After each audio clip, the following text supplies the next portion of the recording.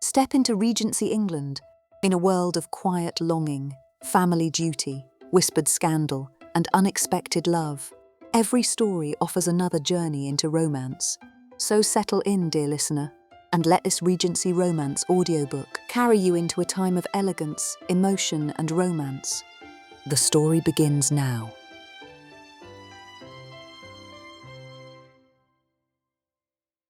Chapter 1. An Arrival in the Crescent. May, 1814. Miss Prudence Pumphrey had been told a great many things about Bath before she ever set foot in the carriage, most of them by her mother, and none of them encouraging. Bath was the last hope of unmarried women of a certain age. Bath was full of half-pay officers with thinning hair and fuller debts. Bath had killed her great-uncle Augustus by means of the waters, though her mother conceded, upon reflection, that it might equally have been the brandy. Bath, in short, was where one went when one had run out of better ideas. Prudence, who at 24 had been quietly running out of better ideas for some years, watched the green country roll past the carriage window and tried to take comfort in the prospect. She had brought 3 books, 2 pairs of stout walking shoes, a quantity of plain muslin, and a letter of introduction to her mother's aunt, Lady Bickerstaffe, of the Royal Crescent. She had also brought, despite her best efforts, herself. This was, on the whole, the difficulty. Miss Pumphrey was not unhandsome. She had her father's grey eyes, set wide and clear beneath arched brows, and her mother's chestnut hair, a rich, unruly abundance that would have been her best feature if it had ever once consented to remain inside its pins. She had a mouth that turned up at the corners even when she did not mean it to, and a reading voice that had been praised, in her own village, by the curate. She had read a great many books and remembered most of them. She was, by every measure she could think of, perfectly suited to becoming somebody's wife. The trouble began only when she stood up. "Miss," said her maid, a placid girl named Hattie. "Your reticule." Prudence looked down.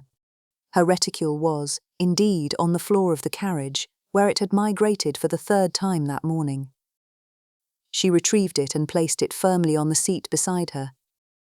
The carriage gave a modest lurch, and the reticule slid off again at once, as though offended. "Thank you, Hattie," said Prudence, and put it on her lap. She turned back to the window. The fields had given way to the first scattered houses of a town. Bath stood in its hollow of green hills, pale and orderly, the long curves of its terraces showing white between the trees. From this distance it looked, Prudence thought, like a thing arranged for a painting, too neat to be entirely real. She drew from her sleeve the sheet of parting instructions her mother had pressed upon her at the carriage door, and read it again, although she knew it by heart.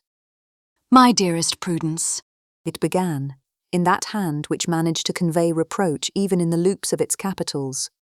"My aunt, Lady Bickerstaffe, has been good enough to receive you for the season, and I trust you will conduct yourself with every credit to your upbringing.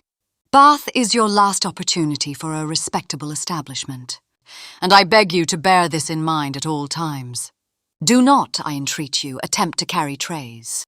Do not lean upon mantelpieces. Do not handle the better china.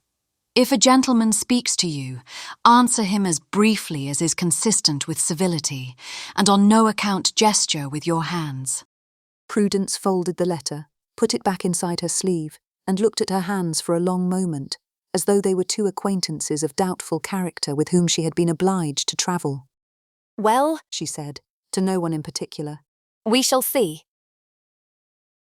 The carriage slowed. The houses had grown taller and paler. The road had taken on that faintly hollow sound that paving stones produced. They turned into a wide curve of identical fronts, all golden stone and tall windows, all lifted above a broad sweep of lawn, and Prudence, looking up, found that her breath had gone somewhere she could not immediately reach. "The Royal Crescent, miss," said Hattie, who had been to Bath once before and was disposed to be informative. 30 houses, all joined together, only it doesn't look it from outside on account of the pillars." "It is very grand," Prudence managed. "Yes, miss. Number 18, the coachman says. That'll be the one with the green door." The carriage drew to a stop. A footman in dark green livery was already descending the steps. Prudence sat for a moment with her gloved hands folded over the reticule in her lap, gathering herself, and then she gathered herself once more for good measure, and then she got out.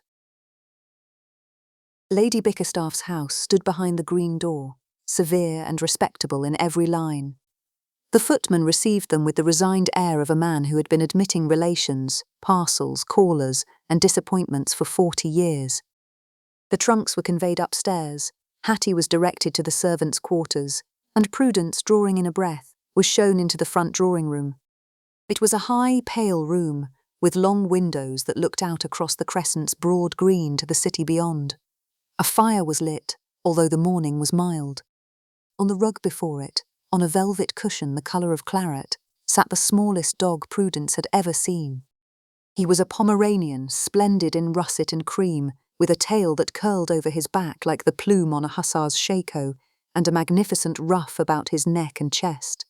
His coat had been brushed to such a state of perfection that the firelight seemed to rest upon it, and at his throat a small medallion engraved with the letter F gleamed against the cream fur.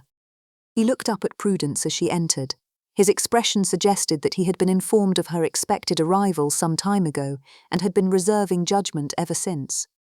"My dear child," said Lady Bickerstaff from the high-backed chair beside the fire. "come in and let me look at you." Lady Bickerstaff was a small, neat woman of 70 or thereabouts, dressed in lavender silk, with a quantity of fine white hair pinned up under a lace cap. Her eyes were very black and very alive. She did not rise. She held out one hand, heavy with rings and perfectly steady, and Prudence crossed the room to take it. Lady Bickerstaff, she said.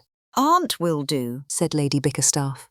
"Great aunt is accurate, but accuracy is a tiresome thing to bring into a drawing-room. Sit down there, opposite. So, you are Francis's daughter?" I am, ma'am. "You have her hair," said Lady Bickerstaff. "and your father's eyes, which is the better bargain, for Francis's eyes were always a little too close together. No, do not protest. I have known your mother since she was in leading strings, and I shall say what I please about her eyes. Mr. Fitzherbert, this is your cousin Prudence. Pray be civil. The F is for Fitzherbert," said Lady Bickerstaff, following Prudence's glance to the small medallion. "though there are days when I suspect he believes it stands for formidable." Mr. Fitzherbert turned his head an eighth of an inch, regarded Prudence from the cushion and looked away again. The dismissal could not have been more complete if he had ordered her carriage. "He is reserving judgment," said Lady Bickerstaff placidly. "He always does. It is one of the finer points of his character. He has standards, you see, and he applies them rigorously, and he is rarely satisfied. He approves of 3 persons in Bath, of whom I am one, and of perhaps 4 pastry cooks.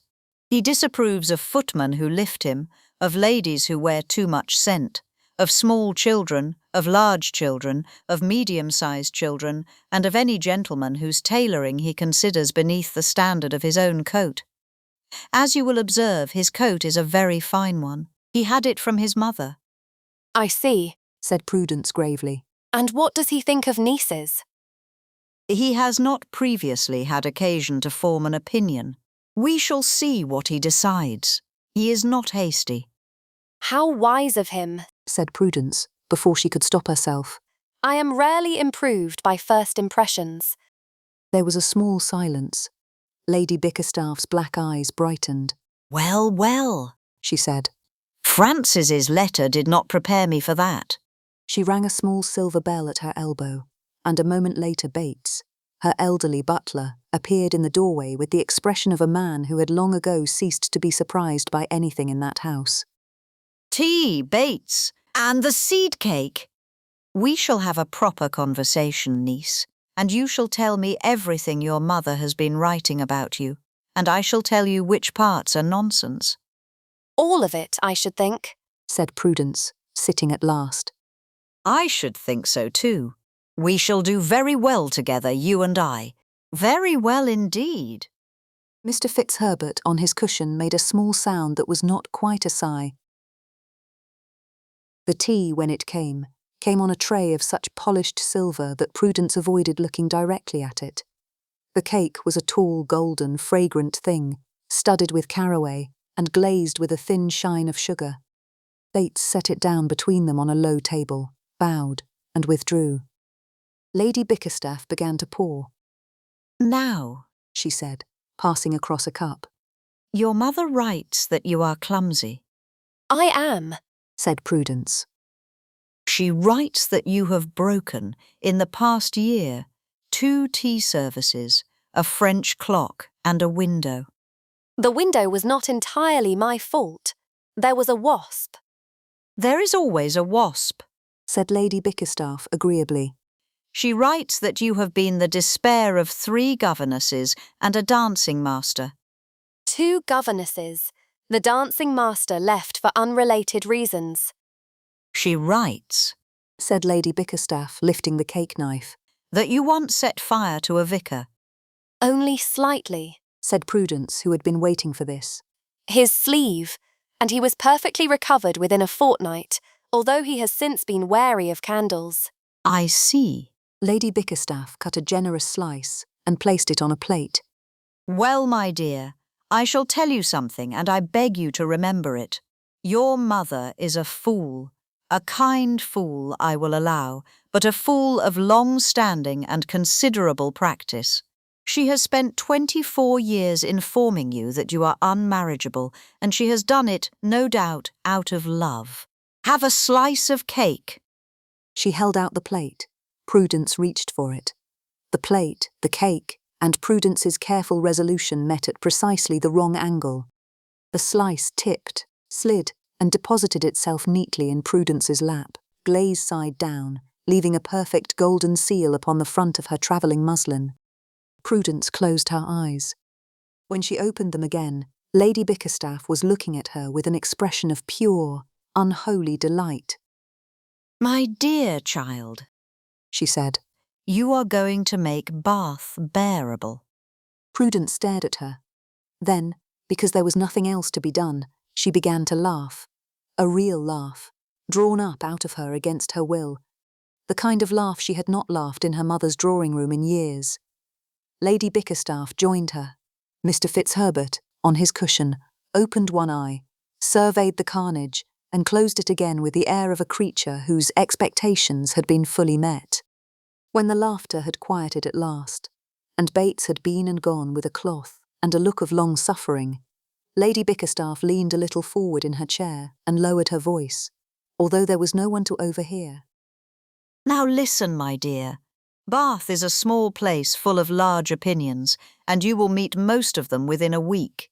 You will meet women who have not had an original thought since King George was crowned, and gentlemen who think very well of themselves on no good evidence. You will meet a great many of both. Pay them no mind. Watch instead for the ones who are quiet. Those are the ones worth knowing." "Yes, Aunt," said Prudence. "Good girl." Lady Bickerstaff sat back, and her voice resumed its ordinary briskness. "Tomorrow we shall go to the pump room. You shall meet what passes for society in this town, and I shall watch them meet you, and we shall see what we shall see. Mr. Fitzherbert will not accompany us. He has views on the pump room, and they are not charitable." Mr. Fitzherbert, without opening his eyes, twitched the very tip of his tail. It was not, Prudence thought afterwards, an encouraging twitch.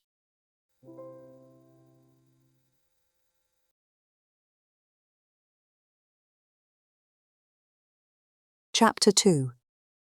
The Pump Room Disaster. In his rooms in Laura Place, on the morning Miss Pumphrey was to make her first appearance in Bath Society, Lord Adrian Carstairs was in the last stages of being dressed. It was not a ceremony to be rushed. He stood at the centre of his bedchamber in shirt-sleeves and breeches, while his valet, a grave personage named Stebbins, considered the question of the cravat with the seriousness of a general studying terrain. 3 lengths of fine linen lay across the back of a chair. The fire had been built up. The shutters had been opened to admit the right kind of light, which was the cool, even light of a Bath morning, falling across the dressing table from the north. The mathematical, my lord, said Stebbins. or the oriental? The Oriental. Said Lord Carstairs. It is the pump room. One does not attempt the mathematical before noon. Very good, my lord. Stebbins selected the appropriate length of linen and began. Lord Carstairs, who had endured this ritual 5 mornings a week for 9 years, lifted his chin to the precise angle required and let his thoughts wander, as they often did at such moments, to the subject of his mother. The letter had arrived yesterday. He could see it from where he stood, propped against the inkwell on the small writing desk by the window. 3 pages of crossed handwriting, every inch of paper written over twice, the seal broken, the contents already memorized by virtue of having been read 4 times in a state of mounting dismay. He did not need to read it again. Certain phrases had affixed themselves to the inside of his skull and showed no inclination to depart. Miss Hetheridge has been everything that is gracious during your absence. His mother had written, in the tone of a woman delivering a writ. Her mother and I are quite agreed that the matter wants only your return. I have undertaken on your behalf that we shall be at Brighton in August, where Miss Hetheridge will also be of the party. You will find her much improved by sea air. I trust you will conduct yourself with the steadiness becoming to a son of your father. Steadiness. His mother used the word as a weapon. His father, Lord Carstairs reflected, had been steady chiefly in the matter of port, and had achieved his eventual steadiness in a churchyard at the age of 53, a circumstance for which Carstairs did not entirely blame him. My lord, Said Stebbins gently. the chin. Forgive me, Stebbins. He raised his chin again. Stebbins resumed his folding. Miss Hetheridge, Augusta Hetheridge, a girl of 19, dispiritingly healthy, who laughed at everything he said in a manner that suggested she had been instructed by her mother to laugh. She was not unhandsome. She had what his own mother described as prospects, which meant a great deal of money and a father perpetually detained by business in Bristol. She had the conversational range of a well-stuffed sofa. She was, in short, exactly the wife his mother intended him to take, and Lord Carstairs had come to Bath to be away from her, and from his mother, and from the prospect of a life in which the only decisions left to him were small, starched, and tied beneath the chin. He had resolved, on the journey down, to enjoy a quiet season. He would walk in the gardens, he would attend the concerts, he would read, he would speak to no debutantes, attend no balls or assemblies, and keep well clear of any hostess who looked as though she had a daughter to dispose of. He would be, for 6 weeks, a man without prospects, without obligations, and without conversation that began, Have you considered, dear Adrian? There, my lord. said Stebbins, stepping back. I think that will do. Lord Carstairs turned to the glass. The cravat was perfect. The waistcoat, primrose silk embroidered along the edges with a fine running pattern of dark green laurel leaves, was very nearly indecent in its perfection. The coat, a dark green so deep it was almost black, fitted across his shoulders with the close, easy precision that only Weston achieved. My hat, Stebbins. Your hat, my lord. The hat was placed in his hand. He took up his stick and his gloves. He drew on the gloves with care. He went out into the bright morning and walked at his own pace in the direction of the pump room, in the full and confident expectation of an unremarkable hour. The pump room at 11 o'clock on a fine morning in Bath was, Prudence discovered, not so much a room as a tide. It moved. From the doorway where she stood beside Lady Bickerstaffe, she could see that the company had arranged itself into slow currents, one moving about the great fireplace where the orchestra played, another drifting along the long windows that looked out over the Abbey churchyard, and a third converging at the famous fountain in its alcove, where a woman in a starched apron filled glass after glass with the warm, faintly metallic waters and handed them out to the hopeful, the ailing, and the merely obedient. The smell of the waters reached Prudence first, mineral, faintly eggy, and carried on a breath of damp heat, the smell of a thing trying very hard to be medicinal. Beneath it lay other scents: pomade, lavender water, hot wool, hothouse roses, and the warm dust of an old building full of people. Hold up your head, my dear, said Lady Bickerstaff quietly, taking her arm. You have nothing to be afraid of in this room. Half of them are deaf. The other half are nearly blind. The remainder are admiring my niece, although they will pretend they are not. Aunt, Whispered Prudence. I don't know how. You do not have to do anything. You have only to be looked at. I shall do the speaking. Prudence glanced down automatically, still half expecting Mr. Fitzherbert's russet plume of a tail beside her aunt's skirts, before remembering that he had declined the pump room on the grounds that it contained too many small dogs of insufficient breeding and that he would not lower himself. Prudence almost laughed. The almost laugh steadied her. She lifted her head, as instructed, and walked forward into the room on her aunt's arm. The first 10 minutes passed in a blur of presentations. A Mrs. Something, who had known Lady Bickerstaff since the last century. A Colonel Something, with white whiskers, who bowed over Prudence's hand and pronounced her charming, which she suspected he pronounced of all young women on principle. A pair of pale sisters in identical bonnets who stared at her without speaking, and then drifted away in unison, like two small fish. Prudence remembered none of their names. She kept her hands carefully clasped in front of her. She did not, as her mother had directed, gesture. It was while she was nodding gravely at a remark of the Colonel's about the weather that she happened to look across the room. A gentleman was standing by one of the long windows, alone, half turned away, with a glass of the waters held in one gloved hand, at the elegant, negligent angle of a man who had no intention of drinking it. His coat was a dark green so deep it was almost black. His waistcoat, where the coat fell open, was the pale yellow of primroses. And there was something disciplined about the line of his jaw, and something dark, and not at all disciplined about the wave of hair that had been brushed back from his forehead, and was, even now, considering the question of escape. Prudence forgot, for a moment, that she was a woman of 24 who had been told she ought to know better. She forgot the Colonel, and the weather. She thought, with the helpless clarity of a heroine in one of the novels her mother had warned her against, "Oh!" It was not a sensible thought. It was not even, she suspected afterwards, an entirely original one. It was the thought of every young woman in every drawing-room in England upon being confronted, unexpectedly, with a gentleman who had been very thoroughly tailored. Prudence, who knew better, had time to recognise this and to be embarrassed by it. And then he turned his head a little, and the morning light caught his profile, and she had to begin being embarrassed by it all over again. My dear, murmured Lady Bickerstaff, who had not missed the direction of her gaze. Do close your mouth. We will go to the fountain. A glass of the waters will be very steadying. Yes, Aunt, said Prudence faintly, and allowed herself to be steered. The fountain stood in its shallow alcove at the far end of the room, surrounded by a low press of people waiting their turn. Prudence, with Lady Bickerstaff's hand still firm at her elbow, found herself given a small glass of warm water by the woman in the starched apron. The water was the colour of weak tea and smelt strongly of itself. Drink, child, said Lady Bickerstaff. All of it. It is medicinal. Is it?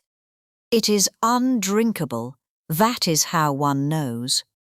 Prudence raised the glass to her lips and was preparing to be brave about it, when a small fawn pug, escaping the lap of a stout lady on the bench beside her, crossed the flagstones at speed in pursuit of some urgent object of its own, and inserted itself, with great determination, between Prudence's right slipper and her left. What followed occupied, by Prudence's later count, no more than 4 seconds. She stepped sideways to avoid the pug. Her slipper, encountering the pug's hindquarters, did not so much step as skate. Her balance, never her strongest suit, departed entirely. The glass of mineral water traced a short, bright arc through the air. A gentleman who had been standing at her shoulder, in the act of turning to address his companion, met the arc squarely with the front of his coat. The glass, completing its journey, struck the brim of his hat, knocked it from his head, and went on to introduce itself to the flagstones, where it shattered in a small, clean, musical sound that seemed to Prudence audible in every corner of the room. There was a silence. Into the silence, Slowly, the room turned to look. Prudence stood with her empty hand still raised, looking for all the world like a woman who had just thrown mineral water at a stranger, which was, regrettably, what she had become.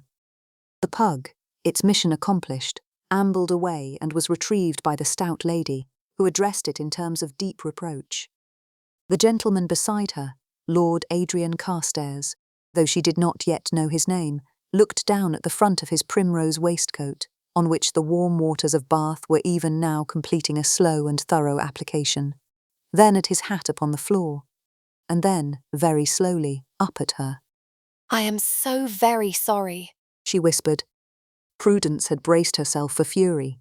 She had braced herself for a public rebuke, a cold word, a turning of the back.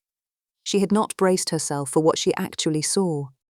There was anger in the set of his jaw, and in the white line about his mouth.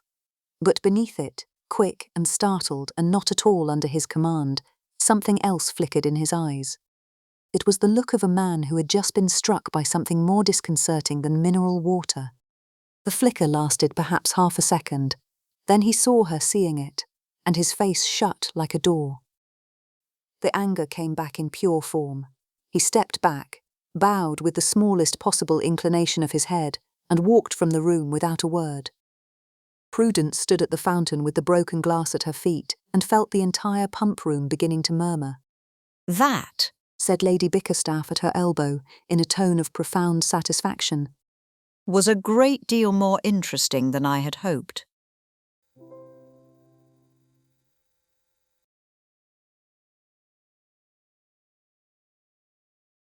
Chapter 3. Encounters Multiplied. Lord Carstairs spent the night, after the pump room disaster, in a state of considerable inner argument. He had, on returning to Laura Place, removed the ruined waistcoat himself. Stebbins, on seeing the condition of the primrose silk, had made a small sound suggestive of a man assisting at a deathbed, and Lord Carstairs had proceeded to bathe and dress for dinner with the silent efficiency of a gentleman who did not wish to be addressed. He had dined alone. He had read for an hour without remembering a word of what he read. He had retired early, slept badly, and risen at 7:30 with a feeling of grim resolve. He stood now at the window of his sitting-room, looking out across the small garden of the square, and addressed himself with the seriousness of a magistrate. The matter is settled. He said aloud, to the window. I shall avoid her. It is not difficult. Bath is a small place, but not so small as that. One has only to be elsewhere. He had, he reflected, been startled. That was all. A respectable gentleman, struck unexpectedly by mineral water and a small pug, might be forgiven a moment of disordered attention.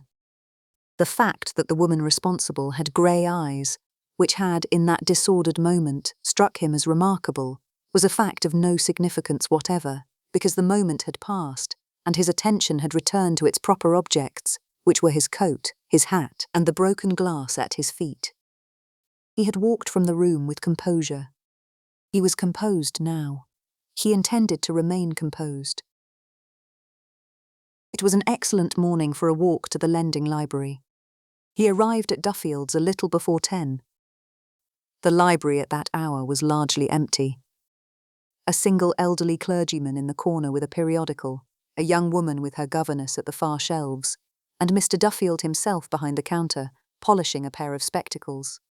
Lord Carstairs nodded to Mr. Duffield, was permitted with a deferential murmur to ascend the small wooden stair to the upper room where the better-bound volumes were kept, and disappeared with relief among the shelves. He had been there perhaps 4 minutes. He had selected a volume of Cowper, replaced it, selected a volume of Pope, considered it, and replaced it also, when he heard, from the lower room, the unmistakable sound of a small dog announcing itself.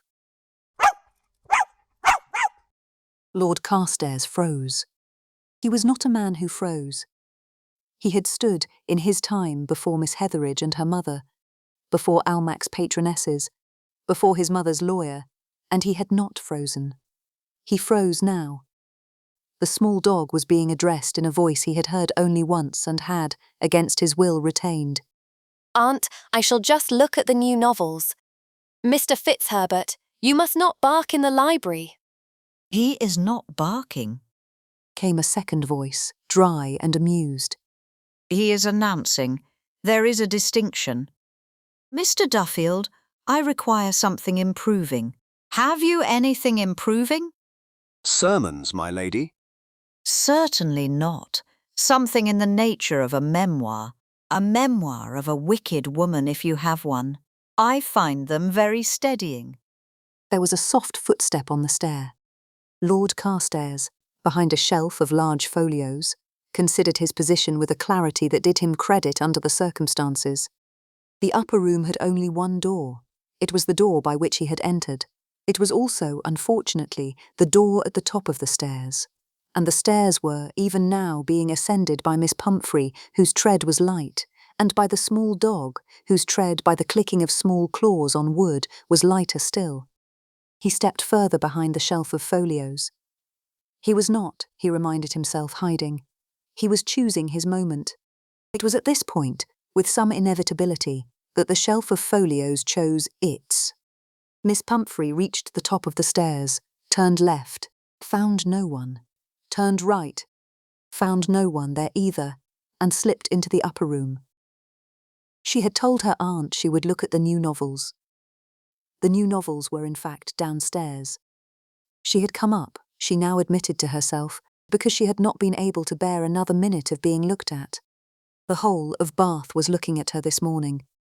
She had been unable to walk 50 yards down Milsom Street without a head turning, a fan rising, a whisper. The pump room incident had become, by the standards of Bath, a sensation. By breakfast it had spread. By 10 o'clock, Prudence had reason to believe that she had wept, been insulted, been defended, and accepted an offer of marriage, though happily not all in the same version.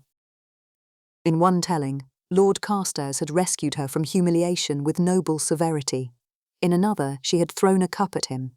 In a third, which appeared to be gaining ground with alarming speed, they had understood one another perfectly over the tea-urn and were only waiting for permission to announce it. By noon, no doubt, someone would have drowned. Lady Bickerstaff had borne her through it with magnificent indifference. Hold up your head, my dear. They are vulgar. We shall give them no further satisfaction. Prudence had held up her head. She had held it up so steadily that the back of her neck now ached. She had escaped to the upper room of Duffield's library, because the upper room of Duffield's library was the one place in Bath where, for a few minutes at least, no one would look at her. She turned the corner of the first shelf, breathed in, breathed out, and began to feel a little more herself. It was at this moment that the shelf of folios at the far end of the room, overburdened by some optimistic arrangement of Mr. Duffield's, began to surrender. She turned in time to see a heavy calf-bound volume on the upper shelf tilt slowly outward. The one beneath it followed, nudged by some private treachery of leather and gravity. Only then did Prudence discover what the books had been concealing. A gentleman in a dark coat and pale waistcoat, standing behind a large open volume. Whether he had been reading it, or merely using it as a defensive screen against Bath society, she could not immediately determine. She did know him, however. It would have been difficult not to. Lady Bickerstaff had supplied his name before they were halfway home from the pump room. Adrian, Lord Carstairs. His family history, income, and several incompatible accounts of his character had followed before luncheon. Unfortunately, he had chosen the worst possible place to hide. Within 3 seconds, the books would come down upon him. Sir, She said. She moved. He moved. The open volume dropped from his hands, and he caught the 2 folios as they fell, with a quickness that surprised her, and stood holding them, breathing rather carefully, his expression entirely unreadable. He, it appeared, knew her too. Miss Pumphrey, I believe. Lord Carstairs, Said Prudence. There was a small silence, made more awkward by the fact that they had not, in any proper sense, been introduced. I beg your pardon. He said. Bath has been generous with information this morning. excessively generous. Said Prudence. Her eyes went to the books still in his hands. I am extremely sorry. You did not push them, Miss Pumphrey. I am sorry nevertheless. Pray, do not be. He set the 2 folios carefully back upon the shelf, taking some trouble over their alignment. He did not look at her while he did this. It is, I think, the nature of folios to fall. They are top-heavy, a defect of the form. Yes, Said Prudence. She had, in 24 years, said many foolish things. Yes was, on this occasion, the foolishest. She tried to think of something else. Her mother's voice arrived in her head with all the dreadful punctuality of maternal instruction and reminded her, sternly, not to gesture with her hands. She kept her hands clasped in front of her. She produced with effort a sentence. I had not thought to find you here, my lord. Nor had I expected to find you, Miss Pumphrey. He said. He turned at last and looked at her directly, and she discovered that her best resolution, to meet his eye steadily and to think nothing whatever, was not equal to the thing it was being asked to do. His eyes were a very dark brown. They had, she noticed for the second time, a slight unevenness about them. The right eyebrow set a little higher than the left, as though he were always on the point of asking a question he had not quite formulated. I had thought He went on, in a tone she could not quite read. to read poetry, Cowper, perhaps, or Pope. I had not decided. Pope, Said Prudence, before she could stop herself. Cowper is a melancholy man. He will not do for a Tuesday. A pause. Indeed, Said Lord Carstairs slowly. he will not. And, to Prudence's astonishment, and possibly to his own, he smiled. It was a small smile, and it lasted perhaps half a second, and it disappeared so quickly that she suspected afterwards she had imagined it. But it had been there. She had seen it. She had also seen, in the same half-second, the small pleased flicker behind the smile, as though he had been told an unexpected joke and was now turning it over in private. A small clicking of claws on the wooden floor announced the arrival, behind her, of Mr. Fitzherbert. He arrived, considered the company, and proceeded, with the composed deliberation of a small magistrate, past Prudence's hem to the gentleman standing by the shelves. He stopped. He looked up. He examined the gentleman's boots with the careful attention of an expert assessing a horse, and then, very slightly, he condescended to wag the tip of his tail. Prudence, watching, felt the corner of her mouth tug. Your dog approves of my boots, Miss Pumphrey. Said Lord Carstairs. My aunt's dog, and he approves of very little, my lord. You should consider it a great honour. I shall Said Lord Carstairs. endeavour to be worthy of it. Mr. Fitzherbert blinked once, as if accepting the promise. And Prudence, who had come upstairs to avoid being looked at, found herself very much afraid that she did not mind being looked at by him. They descended the stairs together. Lord Carstairs, with rather more dignity than the circumstances deserved. To remain behind until Miss Pumphrey had gone below would have been possible.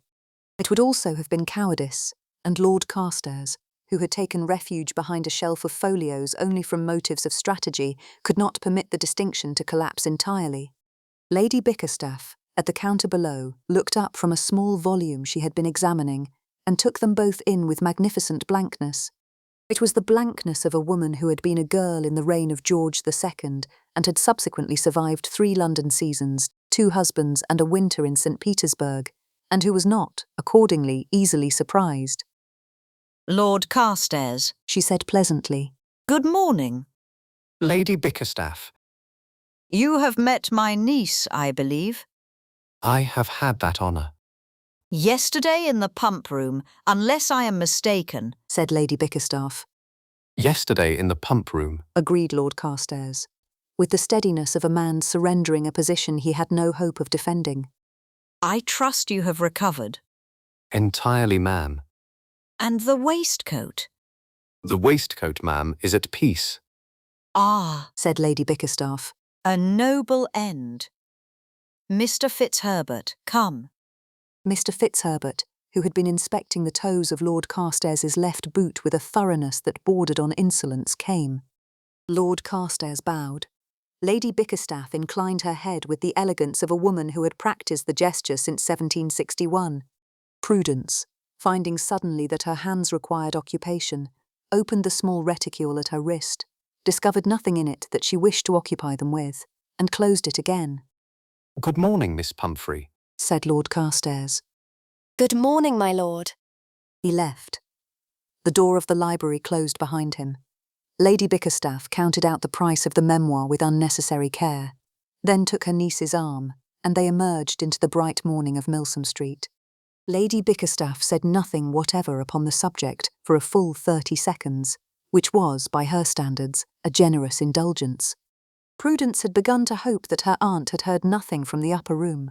This hope was extinguished almost at once, when Lady Bickerstaff said thoughtfully, Cowper is a melancholy man, of course.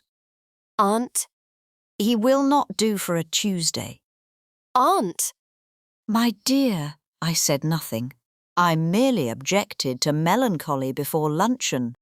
Prudence walked the length of Milsom Street with her aunt and Mr. Fitzherbert, and with a small crawling warmth at the back of her neck that no amount of holding her head high would dislodge. She had, she discovered, almost forgotten by Quiet Street that anyone in Bath was looking at her at all. It was only as they turned into the gate of Sydney Gardens, for Lady Bickerstaff had announced that they would walk in the gardens, and a person did not refuse Lady Bickerstaff, that Prudence first saw the rosebush. It had not yet had occasion to regret the acquaintance, but that was still a quarter of an hour away.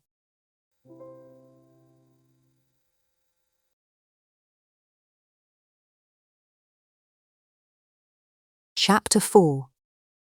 A Thorny Encounter.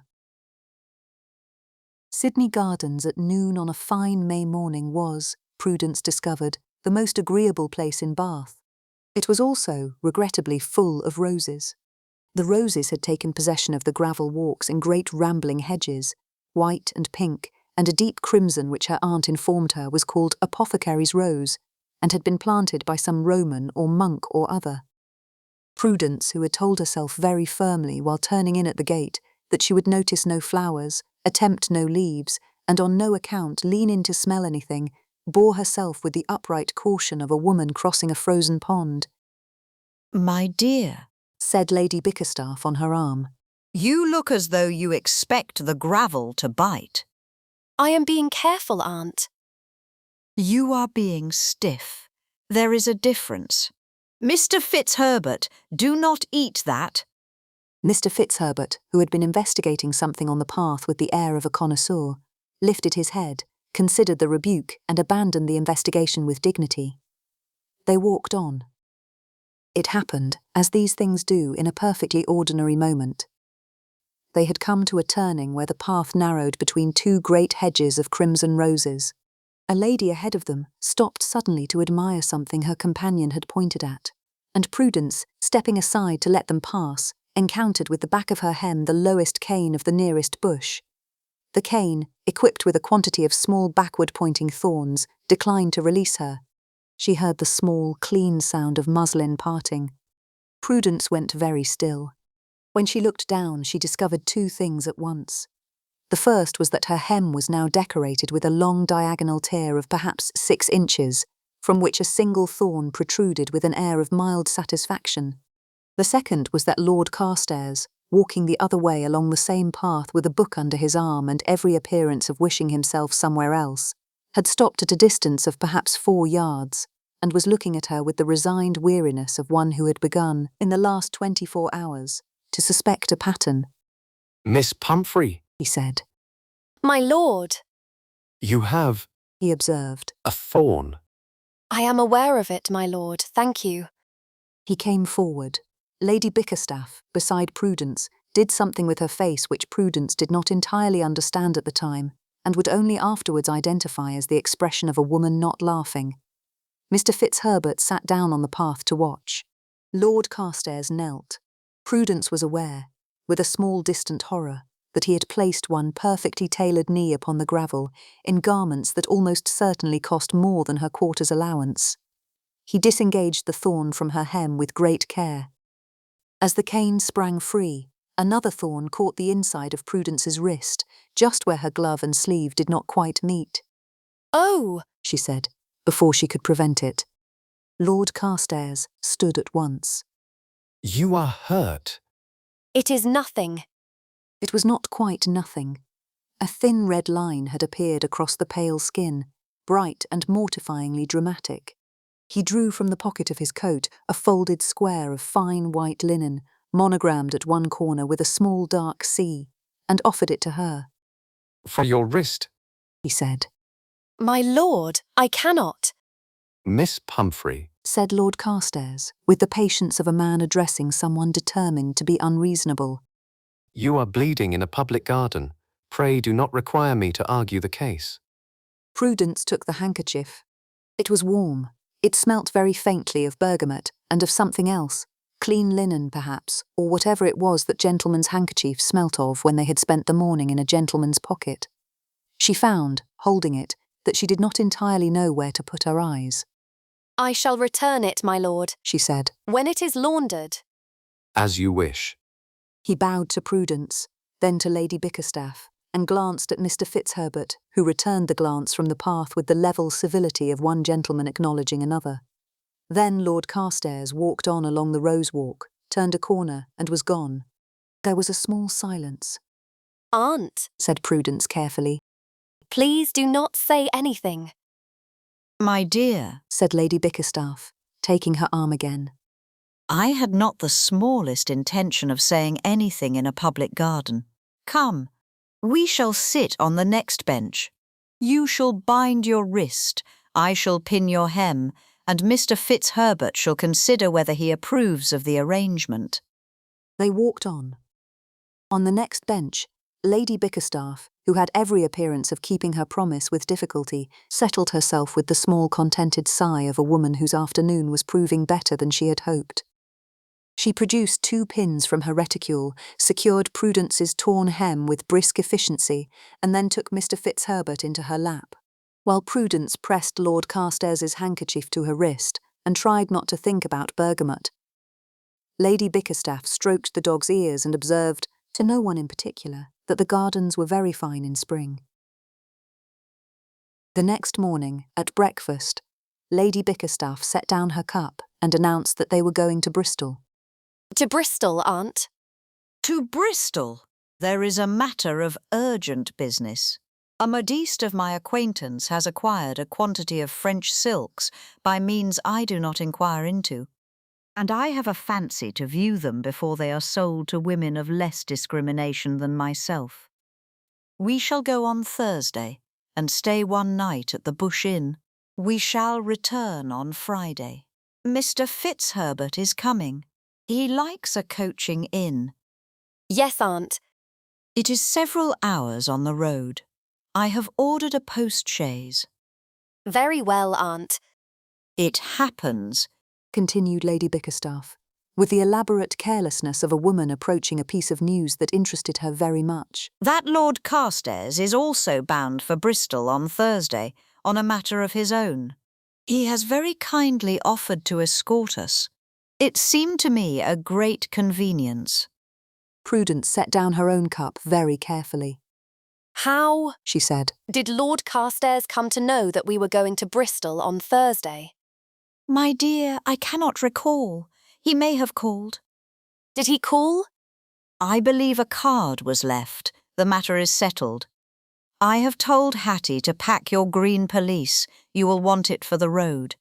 Inns are draughty, and the country is always cooler than one expects. Aunt, You may pour me another cup of chocolate, my dear, and we shall say no more about it. Prudence poured. Mr. Fitzherbert, on his cushion by the fire, opened one eye, closed it again, and settled deeper into the velvet with the air of a creature whose expectations had been entirely confirmed. That same morning, in his rooms at Laura Place, Lord Carstairs was discovering, with a cold sense of grievance, that he had been managed. He had not, on reflection, called at the Crescent. He had not offered to escort anyone to Bristol. What he had done, 3 days previously, was make the fatal error of mentioning to Lady Bickerstaff that he had thought of going to Bristol shortly, to attend to a small matter involving a horse. Lady Bickerstaff had received this information with polite indifference, which Lord Carstairs now understood to mean that she had stored every word of it for future use. The note from her had arrived at 9:30. My dear Lord Carstairs, what a happy coincidence. We shall be very glad of your company on Thursday. I have ordered the chaise for 10 and shall rely upon your punctuality. Yours, etc. A. Bickerstaff. He read it twice. He stood for a long moment at his window. Then he laughed, once, shortly, in pure, unwilling admiration, and went to his desk to write a reply expressing himself honoured and obliged. He sealed it, sent it, and sat down afterwards to consider his position. His position, he was forced to acknowledge, was that he had been outflanked by a woman of 70 without her rising from her chair. He had entirely failed to prevent it, and he was, to his own astonishment, looking forward to Thursday. At 10 o'clock on Thursday, the morning was fine and cool, with high cloud and a fresh wind. Lady Bickerstaff emerged from the door of the Crescent, escorted by Lord Carstairs. The broad satin ribbons of her bonnet streaming in the fresh wind, its high poke crowned with a single sweeping plume. Behind them came Prudence, in her green pelisse and a more modest bonnet, with Mr. Fitzherbert in her arms, for Mr. Fitzherbert, on the morning of a journey, did not walk. He was conveyed. The post-chaise was a comfortable one. Its interior lined with dark blue cloth, the seats well padded and faintly smelling of leather, dust and the road.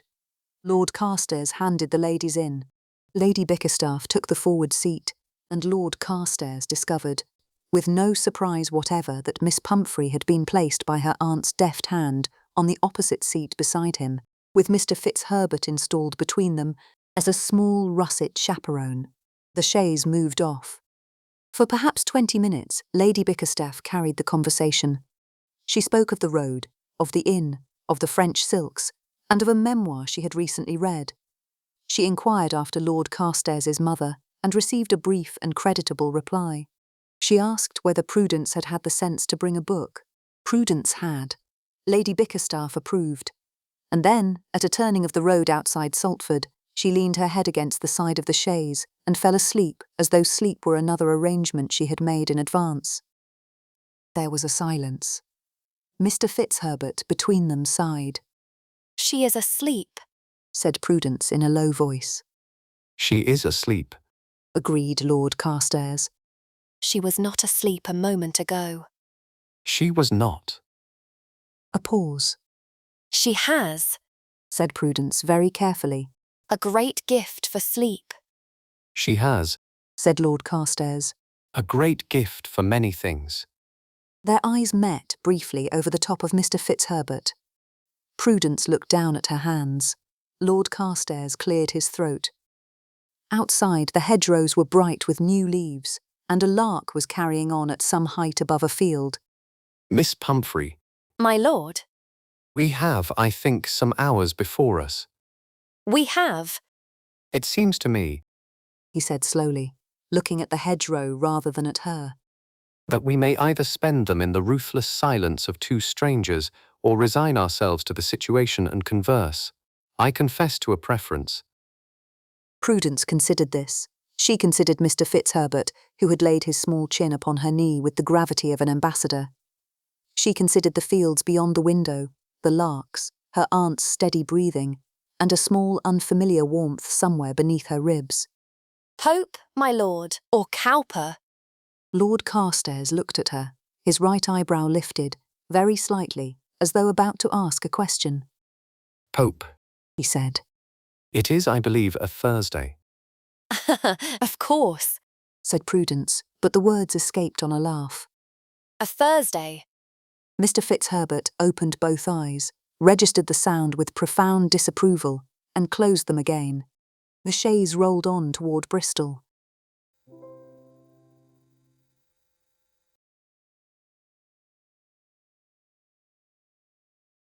Chapter 5. The Italian Count. They had been home from Bristol for less than half an hour when Bates appeared at the drawing-room door. A gentleman to see you, my lady. He said, and presented a card on a small silver tray. Lady Bickerstaff took it, read the name, and lifted one eyebrow. Count Antonio Bellucci, She said. And a letter, my lady? From Mrs. Trevisham. That apparently altered matters. Lady Bickerstaff held out her hand for the letter. broke the seal, and read it with the expression of a magistrate examining a writ. Mrs. Trevisham recommends him? Said Prudence. Mrs. Trevisham says he was recommended to her, Said Lady Bickerstaff. There is a distinction. Prudence looked at the card again. Lady Bickerstaff folded the letter. Very well, She said. show him in. The gentleman who entered did so as if entrances were a serious art, and he had studied it. He was, Prudence thought, remarkably handsome. Black hair, very glossy, brushed back from a high forehead, a clean dark eye, very white teeth. His waistcoat was of figured silver silk that caught the light whenever he moved, and his linen so immaculate that it seemed less worn than displayed. A scent of something expensive and faintly foreign attended him. He had dressed, she thought, not merely to please, but to produce an effect. Lady Bickerstaff, He said, and bowed over her hand with finished elegance. forgive the boldness of an unintroduced caller. I bring a letter from your friend Mrs. Trevisham. You will see that she commends me. I am Count Antonio Bellucci. He pronounced the name with a small, soft flourish on the final syllable. Lady Bickerstaff took the letter without rising from her chair. She read it with the expression of a magistrate examining a writ. Mr. Fitzherbert, on his cushion by the fire, opened both eyes, lifted his head, considered the visitor, and produced a small, dry growl from somewhere very deep in his chest. Mr. Fitzherbert, Murmured Lady Bickerstaff. we do not growl before tea. Mr. Fitzherbert growled again more clearly. Ah, Said Count Bellucci charmingly. in Italy, dogs expect adoration. Your English breeds, I perceive, prefer first to pass judgment. This one prefers it absolutely. Said Lady Bickerstaff, and set the letter aside. My niece, Miss Pumphrey. Prudence curtsied. The Count took her hand and bowed over it. Then he produced, quite without warning, a smile of such direct warmth, such uncomplicated admiration, that Prudence, who had been complimented in her life by exactly 3 persons, 2 of them relations, felt her face become uncomfortably warm. Miss Pumphrey, Said the Count. Mrs. Trevisham has spoken of you. Mrs. Trevisham is too kind, sir. Mrs. Trevisham is frequently kind. Said Lady Bickerstaff. It is one of her dangers. Pray be seated, Signor. Bates will bring tea. The Count seated himself with graceful obedience. Lady Bickerstaff watched him do it. And what brings you to Bath, Signor Bellucci? My physician, my lady. Said the Count, with a graceful little sigh.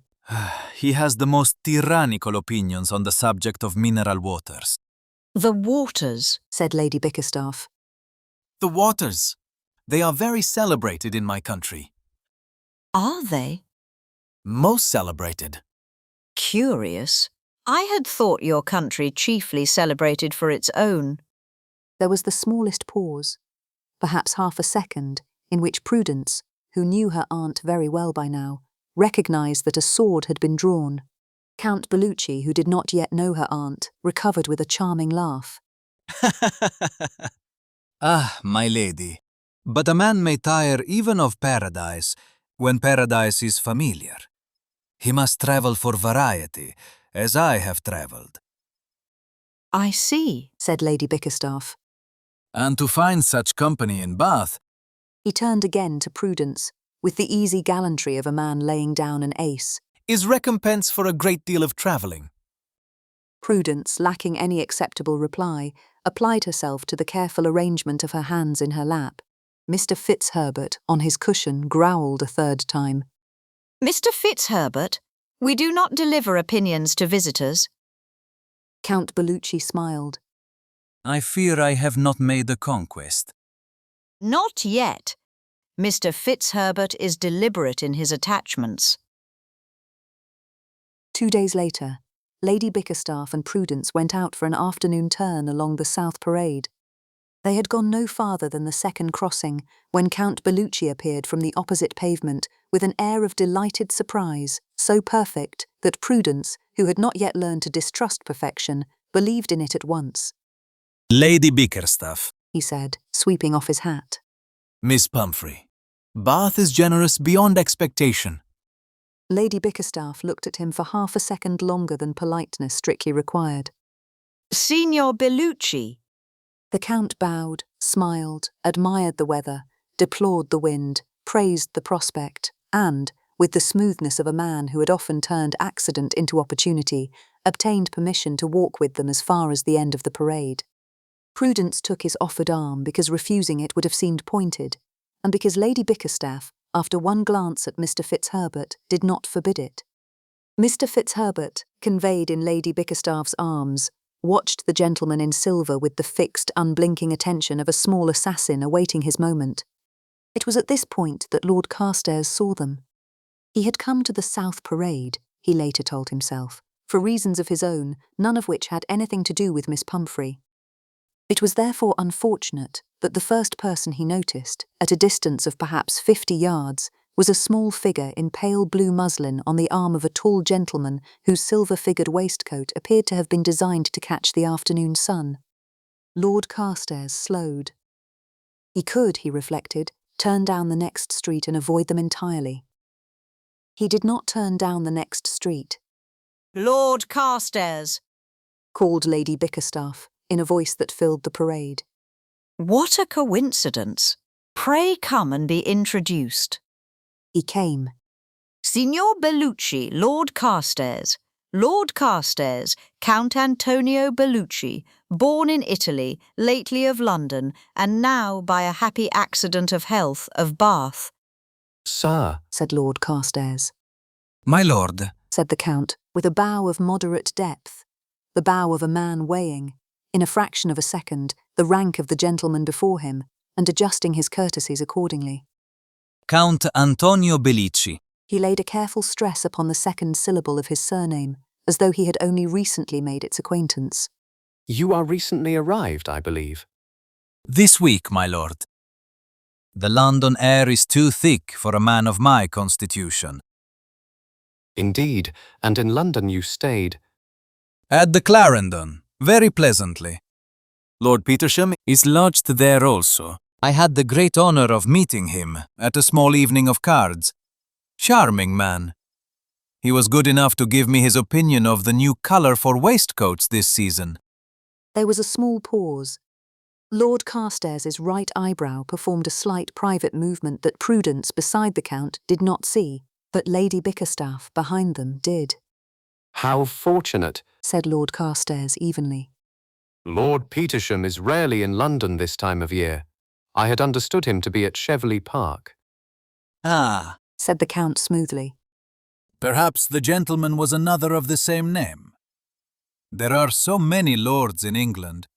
I confess I find your nobility most confusing. Yes, Said Lord Carstairs. Prudence, looking from one to the other, registered nothing of this exchange except that Lord Carstairs was being unusually short, and that the Count was being charming about it. She concluded, with a small sinking feeling, that Lord Carstairs had disliked him on sight, and was disappointed in him for it. My lord, Said the Count. you are acquainted with Miss Pumphrey, I think. Her aunt has done me the great kindness of receiving me. I had hoped, should Lady Bickerstaff permit and Miss Pumphrey condescend, to call upon them tomorrow. How kind. Said Prudence. How kind.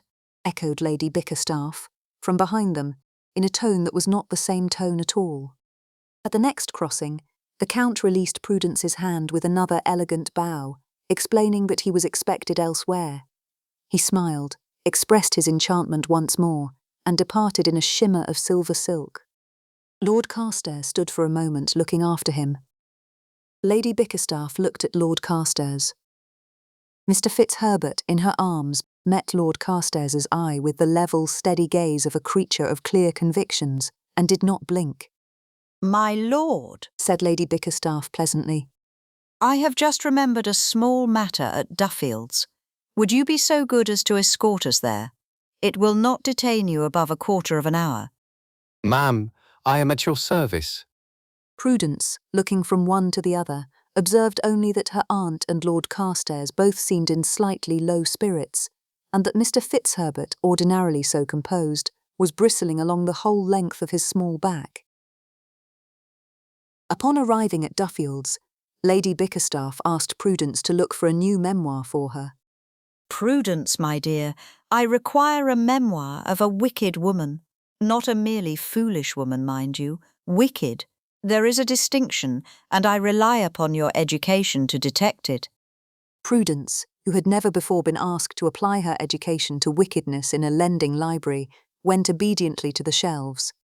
Lady Bickerstaff waited until Prudence's back was turned. Then she glanced across the room at Lord Carstairs and made the smallest motion with her fan toward the private parlour. It was not, strictly speaking, an invitation. It was a command in kid gloves. In the small private parlour behind Duffield's shop, Lady Bickerstaff shut the door, sat down upon the settle with Mr. Fitzherbert in her lap, and wasted no time. Lord Petersham is at Cheveley Park. He is. He has been at Cheveley Park since Easter. He has. And the Clarendon is a coaching inn. Lord Petersham does not stay at inns. Lord Petersham stays at Petersham House. Just so. Lady Bickerstaff stroked the small russet head in her lap. I have known one or two Italian gentlemen in my life. An Italian may be careless with an English place name. He is not careless with his own. Signor Bellucci has pronounced his surname 3 different ways since Tuesday. There was a silence. Mr. Fitzherbert sighed contentedly. My niece is the kindest creature in the world, and shrewder than she gives herself credit for, except when a man has been pleasant to her. Then she becomes deplorably generous. She has been told all her life that she is not the sort of girl gentlemen pursue. Signor Bellucci pursues her. She thinks it a compliment. I suspect he thinks it an investment. Lord Carstairs went very still. Her fortune? A handsome one. Handsome enough to make a silver waistcoat feel itself underdressed. I do not propose to enlighten her. No? Said Lord Carstairs. No. I propose to wait until the Signor enlightens her himself, which he will in time do by some action it will be impossible to misread. In the interval, my lord, I should be very much obliged if you would contrive to be often in our company. Lord Carstairs did not reply at once. He stood at the window, looking out into the small back garden of Duffield's, where a single thin cat was attempting to catch a sparrow without success, and he thought, with the slow, careful surprise of a man taking the inventory of his own house and discovering rooms he had not known were furnished, that he had not, in 28 years, ever been asked a question he was so pleased to answer. It would be no trouble at all. I rather thought, said Lady Bickerstaff, that it would not. She rose. She returned Mr. Fitzherbert to the floor, where he stretched with a small, dignified shake. She inclined her head with the elegance of a woman who had concluded a successful campaign before luncheon. Lord Carstairs bowed. The door of the private parlour closed behind him. When he had gone, Lady Bickerstaff addressed her companion. There, my love, the trap is laid. We have only to wait for the gentleman to walk into it himself. Mr. Fitzherbert, who agreed entirely, sneezed.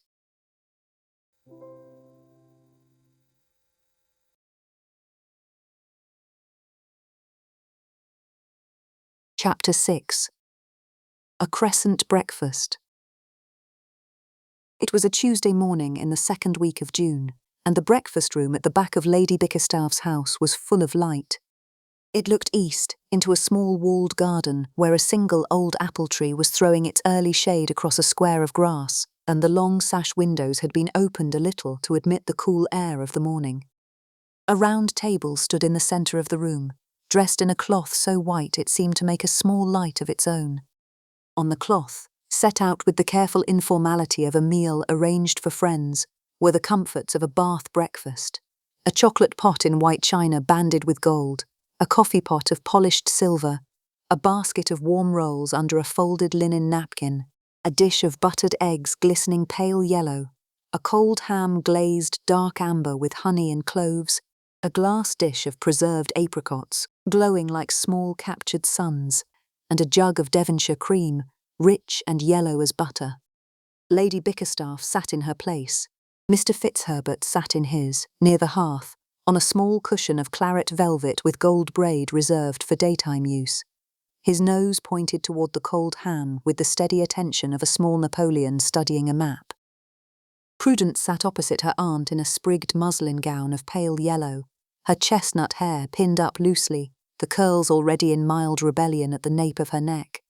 She was, she noted with a kind of distant wonder, not afraid this morning. The note had come at 9, folded and sealed, and brought up by Hattie while Prudence was still in her dressing gown. My dear, Carstairs breakfasts with us at 10:30. He returns the volume of Crabbe he borrowed last week. Pray dress simply and without fuss. Aunt B. There had been no time to be afraid. There had been time only to be helped into the yellow muslin by Hattie, who had remarked that the colour suited her, and to fix her hair in the careful loose way her aunt had taught her, Not flat to the head, child. You are not a Quaker. and to descend at the appointed minute into a room arranged as though nothing in it meant her harm. You look very well. Said Lady Bickerstaff, lifting her eyes from her chocolate. Sit. Eat something before he arrives. Hunger is very bad for dignity and worse for conversation. Yes, Aunt. She sat. She accepted a roll. She broke it in half with her fingers, in the way she always broke a roll, and buttered it. Mr. Fitzherbert, on his cushion, registered the breaking of the roll and returned, with regret, to the contemplation of the ham. Lady Bickerstaff, without looking at him, cut a morsel of ham from her plate and lowered it between two fingers. Mr. Fitzherbert accepted it with the solemnity of a creature receiving what was due to him. The bell at the front door rang. At 10:30 precisely, Lord Carstairs was shown in. He entered without haste, as though haste were a thing he had considered and found poorly bred, wearing a coat of plain dark blue and a waistcoat of figured cream silk, with a volume in one hand. He bowed to Lady Bickerstaff, then to Prudence. He greeted Mr. Fitzherbert by name, surrendered the volume with a brief and creditable remark on its merits, and took the place laid for him at Lady Bickerstaff's right, between her and Prudence, and breakfast began in earnest. For perhaps 10 minutes, Lady Bickerstaff directed the table, a remark on Crabbe, an inquiry about his mother, a comment on a piece of news from London. Lord Carstairs answered her with the easy composure of a man who had been brought up in such conversations. Prudence between them ate her roll, drank her chocolate, and was steadied by the ordinariness of it. The chocolate was very good. The roll was warm enough that the butter sank into it. The breakfast was, against all her expectations, proceeding without disaster. It was at this point that Bates appeared in the doorway, with the particular look of a butler bearing inconvenient news, and announced that Mrs. Lambert's housekeeper had come round on a matter of some urgency concerning a hat that had been borrowed and not returned, and would my lady be so good as to spare a few minutes? Lady Bickerstaff set down her napkin as though the moment had arrived precisely on schedule. Pray excuse me, She said. I shall return directly. Lord Carstairs, will you be so kind as to manage the chocolate pot in my absence? Ma'am. It is a treacherous article, and I distrust the handle. I shall be back in a quarter of an hour. Mr. Fitzherbert, you are in charge. Mr. Fitzherbert, from his cushion, briefly closed both eyes, acknowledging the weight of command. Lady Bickerstaff went. There was a small silence. Not an awkward one.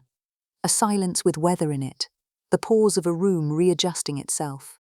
Prudence, who had been about to lift her cup, set it carefully back upon its saucer. Lord Carstairs, after a moment, reached for the chocolate pot. Miss Pumphrey, He said. may I refill your cup? Thank you, my lord. He poured. He did it with the practised attention of a man who had been pouring things into cups since he was old enough to be trusted with hot liquids. His sleeve did not catch the rim. His hand was steady. The dark, fragrant chocolate flowed into her cup without so much as threatening the saucer. He set down the pot and resumed his seat.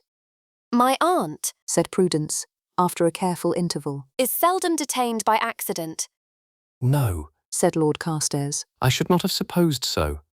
She is very fond of arrangements, So I perceive. and of pretending they are not arrangements. He almost smiled. She saw it begin and watched him put it away. Your aunt is a great commander. He picked up his own cup. Miss Pumphrey, may I ask you something?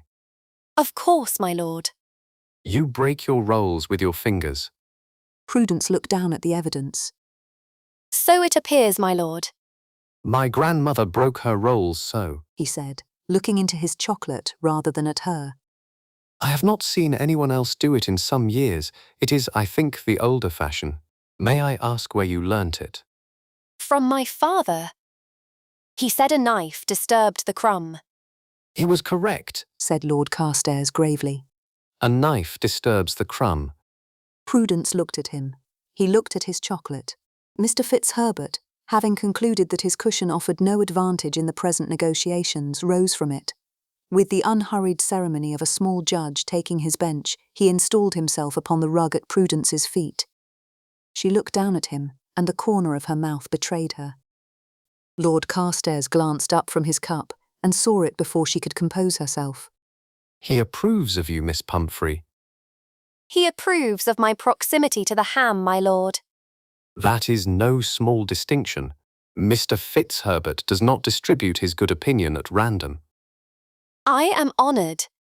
She broke a small piece from the corner of her roll and let it fall beneath the table. Mr. Fitzherbert inspected the offering. It was evidently found wanting. Prudence, accepting the rebuke, detached a morsel of ham from the edge of her plate and conveyed it down by such careful means that not even the cloth stirred. This Mr. Fitzherbert received with the air of one whose standards had at last been acknowledged. When she looked up, Lord Carstairs was watching her with an expression she could not quite interpret.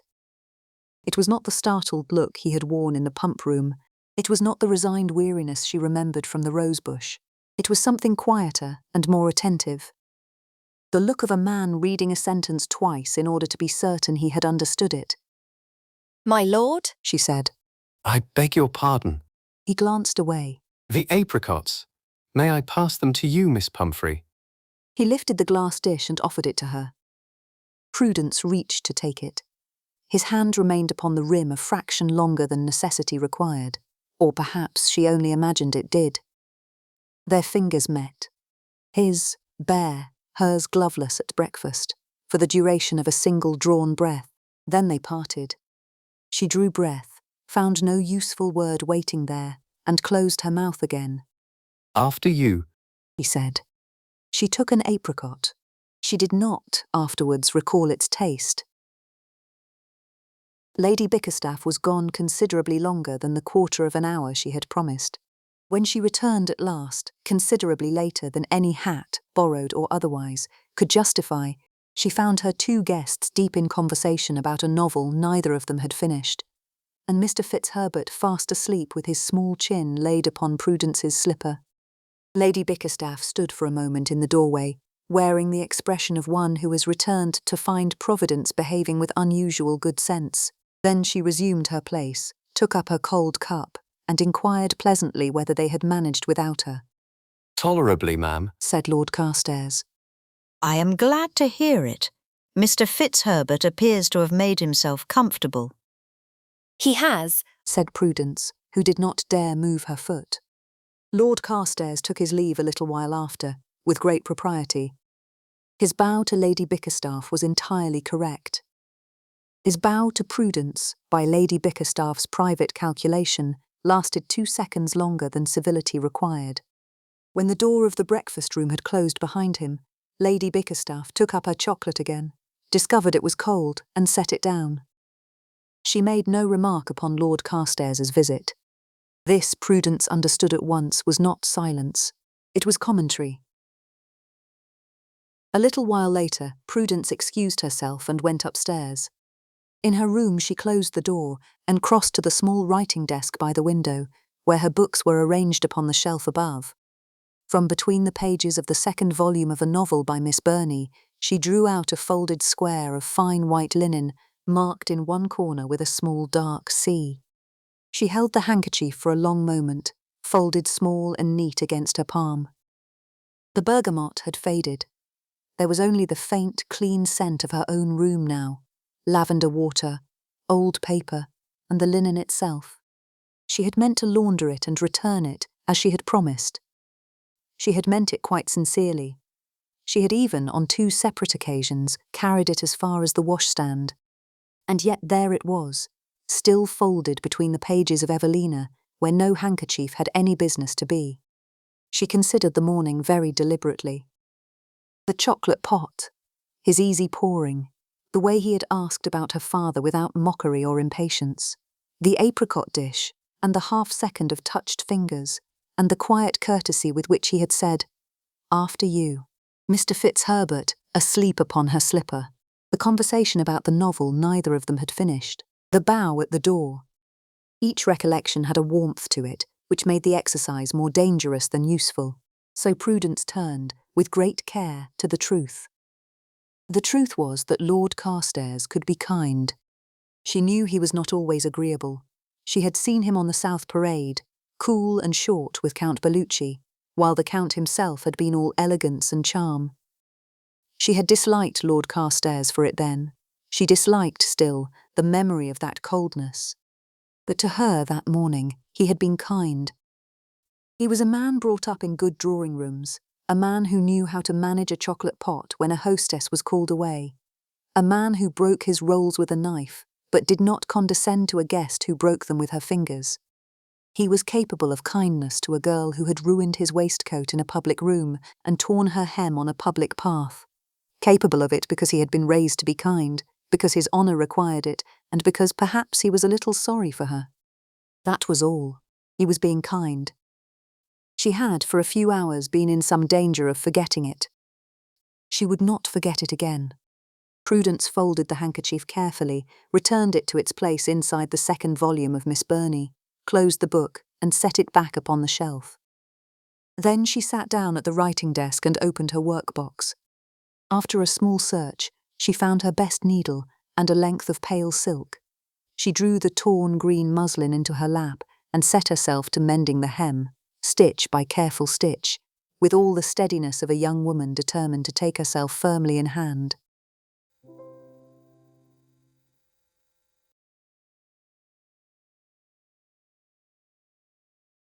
Chapter 7. A Pomeranian Defects. The morning post brought, among other things, a letter from Mrs. Trevisham. Lady Bickerstaff read it with her customary attention, set it aside with rather less interest, and made a small sound that was not quite a sigh. My dear, Yes, Aunt? I wonder if I might say a word to you about Signor Bellucci. Prudence, who had been engaged with a piece of needlework that had not, in the last quarter hour, advanced by any visible measure, looked up. Of course, Aunt. I have made some inquiries since his arrival in Bath. The answers I have received are, I will say, less complete than I should like. I do not say the gentleman is dishonest. I say only that he is not, on present evidence, the gentleman he gives himself out to be. Prudence considered this. Mrs. Trevisham vouches for him. Mrs. Trevisham is a kind woman, and not, I think, a particularly observant one. She has never met any member of his family. She has met him on 3 occasions, of which 2 were at parties of 50 persons or more. This is not vouching, my dear. This is being charmed at a distance. I see. I should be obliged to you if you would not accept any further invitations from him that involve private society. He has not yet asked you upon such an outing. I think it likely that he will. When he does, I should prefer that you decline. Prudence was silent for a moment. Yes, Aunt. Lady Bickerstaff regarded her niece with very dark and very living eyes for the space of 3 seconds. In Lady Bickerstaff, 3 seconds could do the work of a quarter-hour's scolding. Then she returned to her correspondence with the air of a woman who had said all that could be said, and several things besides. Mr. Fitzherbert, on his cushion, opened one eye, registered that the moment of consequence had passed, and closed it again. Later that morning, Lord Carstairs called. His pretext involved a book. Bates showed him into the drawing-room with the gravity of a man announcing the arrival of a foreign ambassador. The book was a slender memoir. He had borrowed it from Lady Bickerstaff 3 days before, after she had described its subject as a woman of disappointing morals but excellent punctuation. He had not, in fact, read it. That is to say, he had taken it back to Laura Place, opened it, held it open, and turned its pages at intervals which corresponded approximately to the speed at which a man might be supposed to read. But his attention had not been on the page. His attention had not, this past week, been reliably on anything at all. He returned the book now, because 3 days was, by every reasonable standard, a decent interval between calls. He had considered 2 days and found it too eager. He had considered 4 and found it intolerable. Lady Bickerstaff was at her writing desk at the far end of the room. She wore a morning gown of dove-grey silk and had a quantity of correspondence spread before her, though whether any of it commanded her attention was doubtful. Prudence sat on the small sofa near the fireplace in pale lilac muslin, with a piece of needlework in her lap. She had set it aside upon his entrance. Mr. Fitzherbert occupied the velvet cushion beside Lady Bickerstaff, forepaws neatly arranged, chin lifted, and expression severe, as though no one could possibly accuse him of having fallen asleep on Prudence's slipper 3 days before. Lord Carstairs, Lady Bickerstaff looked up with unconcealed pleasure. how good of you to come. You bring back a book. How conscientious. Pray sit. Bates will bring coffee. My niece was at her embroidery. I am sorry to disturb you, Miss Pumphrey. Not at all, my lord. She did not, he noticed, pick up the embroidery again. He sat. He surrendered the book. Lady Bickerstaff inquired after his health. He inquired after hers. She inquired after his mother. Quite well, thank you. He said. Lady Bickerstaff accepted the answer and asked no more. The coffee came. He took his cup. To steady himself, he took, also, a careful private inventory of the room. A writing desk, a sofa, a fireplace, a clock, a porcelain shepherdess of indifferent quality, Lady Bickerstaff at her correspondence, Mr. Fitzherbert on his cushion, Miss Pumphrey beside the fire, her embroidery set aside beside her. At that point, his inventory became rather less orderly. Mr. Fitzherbert was watching him with an attention he had not previously been favoured with. Prudence broke the small silence. My lord, are you very fond of memoirs? I am, Miss Pumphrey, when they are honest. Aunt prefers them when they are incriminating. Then Lady Bickerstaff has the advantage of me. I merely ask to be entertained. I believe she considers that the same thing. Mr. Fitzherbert, on his cushion across the room, lifted his head. What happened next happened quietly. Lord Carstairs would not afterwards be sure whether the dog had moved during Prudence's laughter or just after it. Mr. Fitzherbert rose from his cushion. He stretched, in the practised manner of small dogs everywhere, forelegs extended, back arched, tail high. Then he stepped down onto the carpet with the solemnity of a dog who had reached a decision. He crossed the room. He passed Lady Bickerstaff's writing desk without a glance. He passed the small table beneath the looking-glass.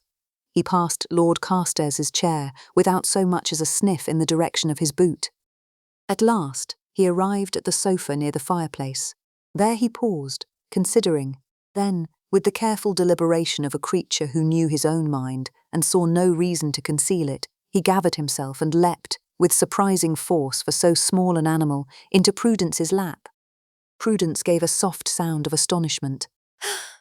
Mr. Fitzherbert turned once, arranged himself to his satisfaction, laid his chin upon her wrist, and closed his eyes. There was a brief, complete silence in the drawing-room. Lady Bickerstaff's pen paused above her paper. She looked, very slowly, across the room. Prudence looked down at the russet head in her lap and did not at first know what to do with her hands. Then she placed one of them, with quiet wonder, upon the dog's back. Lord Carstairs sat motionless, his coffee cup halfway to his mouth, as though the purpose of coffee had temporarily escaped him. Well, Lady Bickerstaff's voice was composed, though her eyes were bright. Mr. Fitzherbert has made up his mind. It would seem so, Aunt. I wondered whether he would. He has been considering the matter with great seriousness. Prudence looked down at him. Has he? My dear, you do not imagine he bestows his affections lightly. He has been observing you and weighing the case. And what tipped the scale? The footman, last Thursday. James, who is new, made the mistake of supposing Mr. Fitzherbert could be moved like a cushion. He had already bent and put out both hands to lift him when you saw the danger. You went down on one knee, addressed Mr. Fitzherbert as Sir, and waited until he permitted you to take him. Then you restored him to his proper place with all the ceremony he considers his due. He has not forgotten.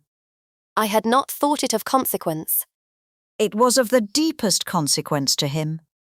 A gentler silence settled over the room.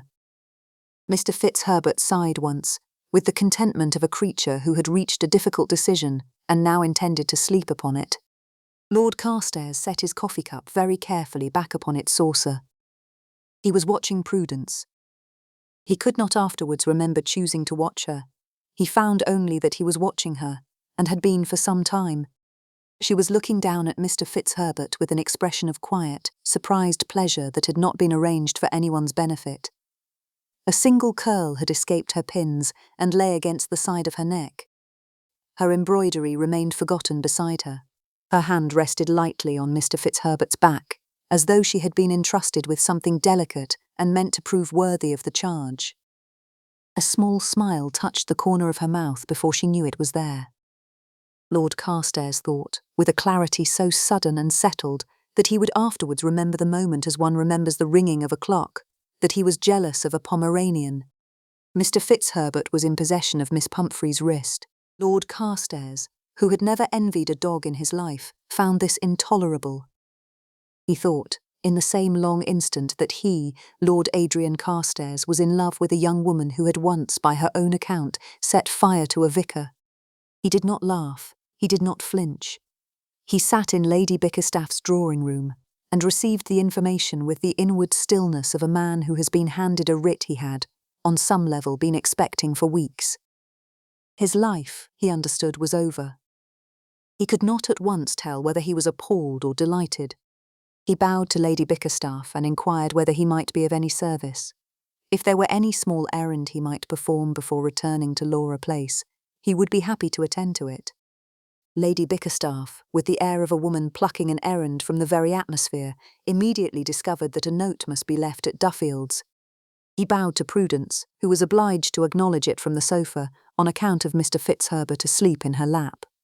His bow lasted, by Lady Bickerstaff's silent count, 3 seconds longer than civility required.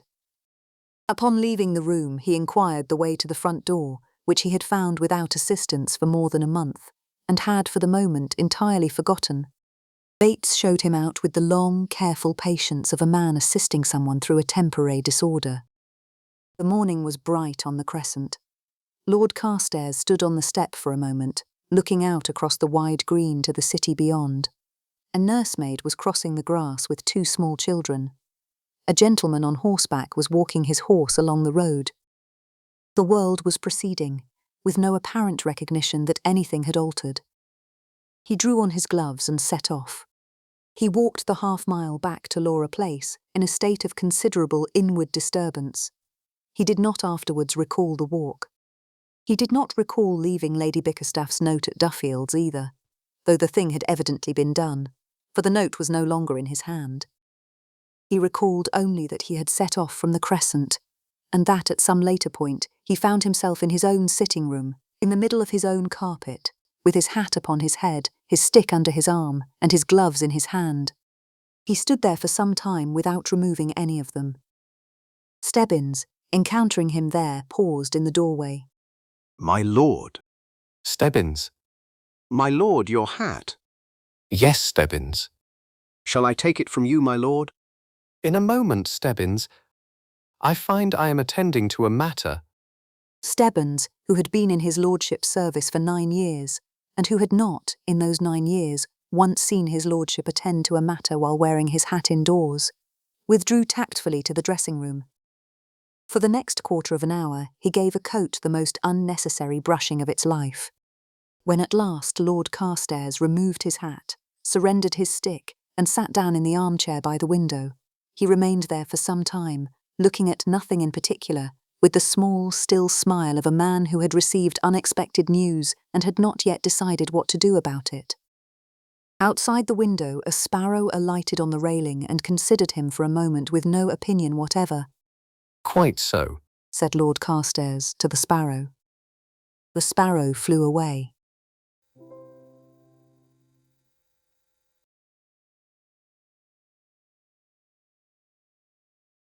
Chapter 8. A Noble Mistake. In the week following Mr. Fitzherbert's defection, Lord Carstairs altered. He did not alter in any way society could particularly remark. His coat remained fine, his cravat exact, his manners at the pump-room perfectly composed, but Prudence had spent several weeks trying not to notice Lord Carstairs, and had become, in consequence, painfully alert to every small change in him. He called more often. He called, sometimes, without a pretext. Where his bow had once lasted the precise civility of 2 seconds, it now lasted 3. Where his eyes had once gone briefly to her face, and then politely elsewhere, they now stayed on her face. And she was twice, 3 times, 5 times that week obliged to be the first to look away. On Wednesday he brought her a small volume of Pope from his own library, with a remark to the effect that Pope was very steady reading for unsettled weather, unsettled spirits, or any day of the week which required fortification.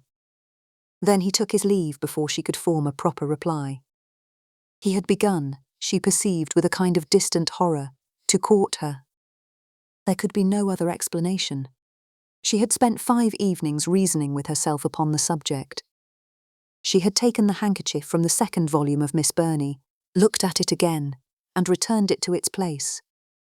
She had reviewed every encounter from the pump-room onward with the cold, determined honesty of a magistrate examining evidence, and by the small hours of Saturday morning she had reached a single conclusion which she could no longer evade. Lord Carstairs had been kind to her. At first, because he was capable of kindness. He had been kind to her, after that, because his honour required it. He was now, she perceived, courting her because his honour required something more. He had been thrown together with her by her aunt's contrivance on a great many occasions. Her aunt, her dear, scheming, well-meaning aunt, had made it impossible for him to disengage. He had been seen calling at the Crescent with increasing regularity.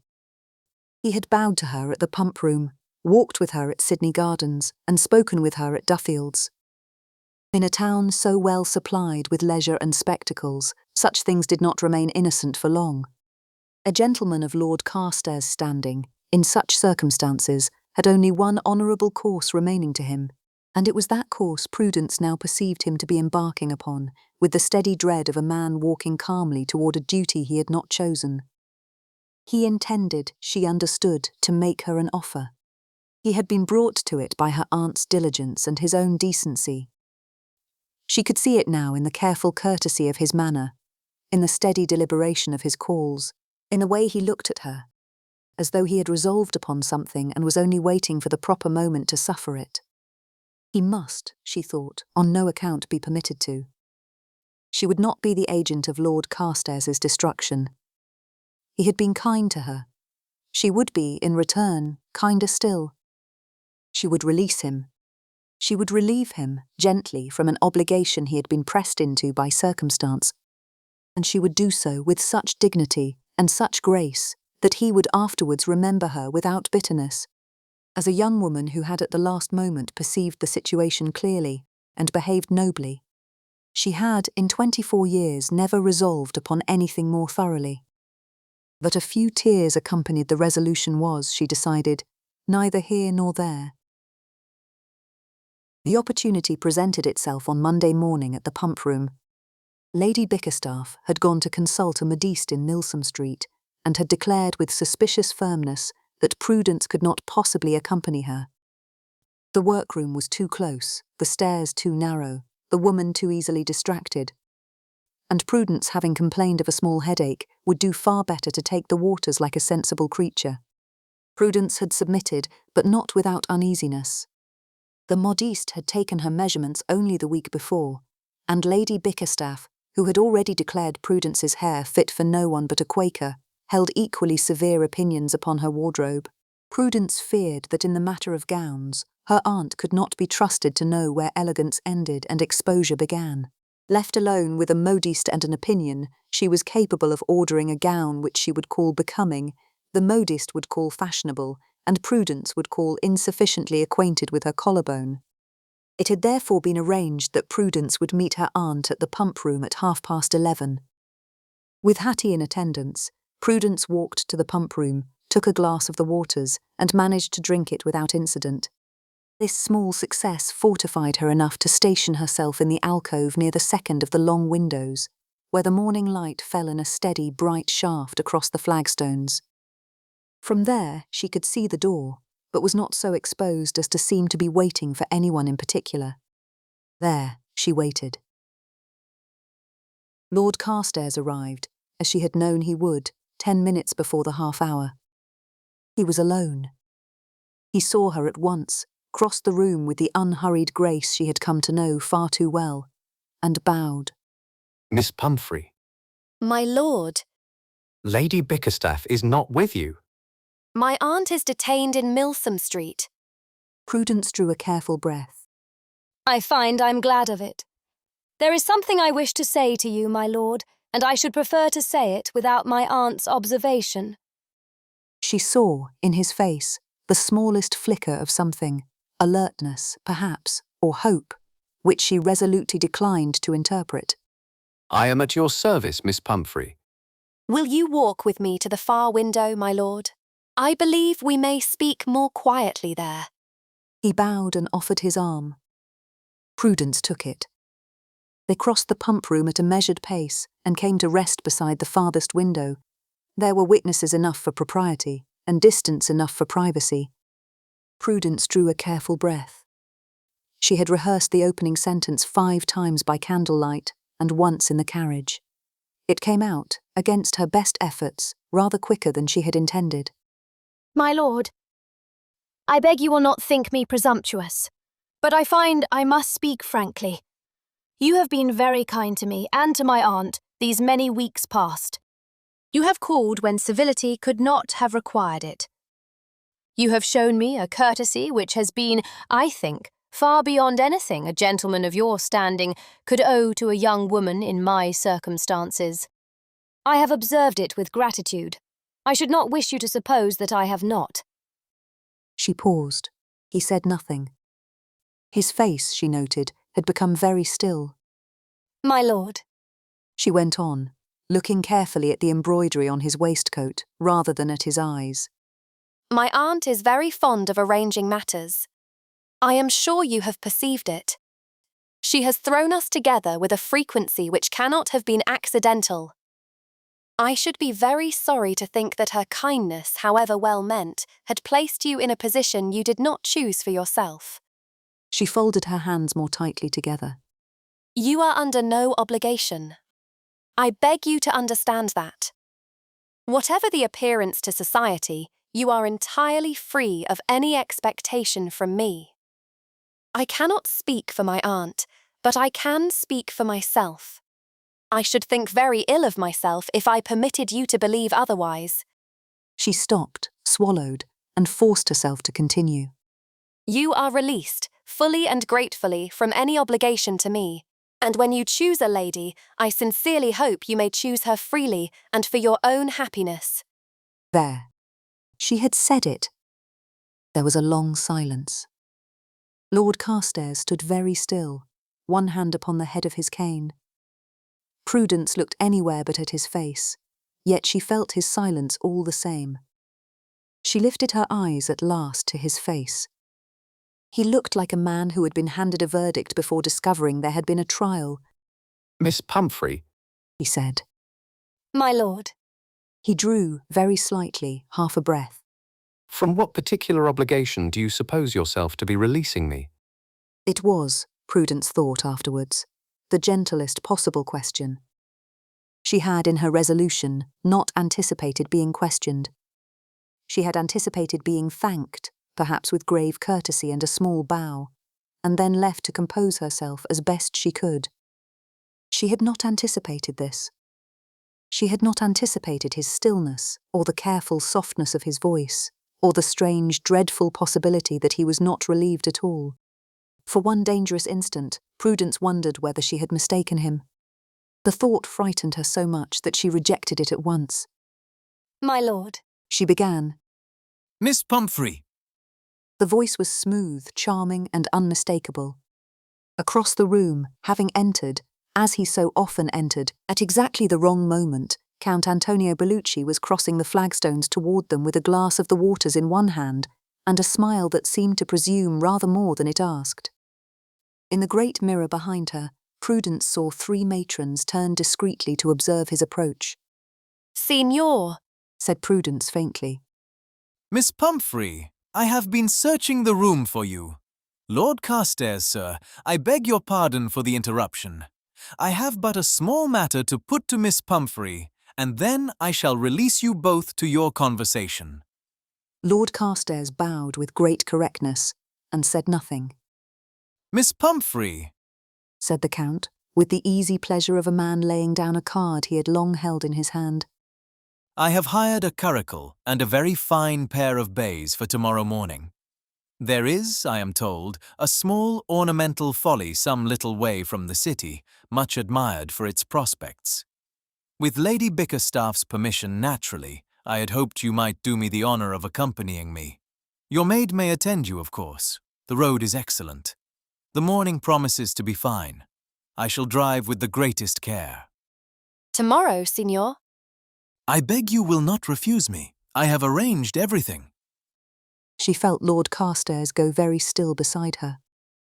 She felt, also, the eyes of the 3 matrons in the mirror, the sting of her own resolution, and the small, terrible logic of a woman who had just told one gentleman he was under no obligation to her, and must now prove she had meant it. You are very kind, signor. She heard herself say. I thank you. I shall come. Splendid. At 10 o'clock, then. I shall call for you in the Crescent.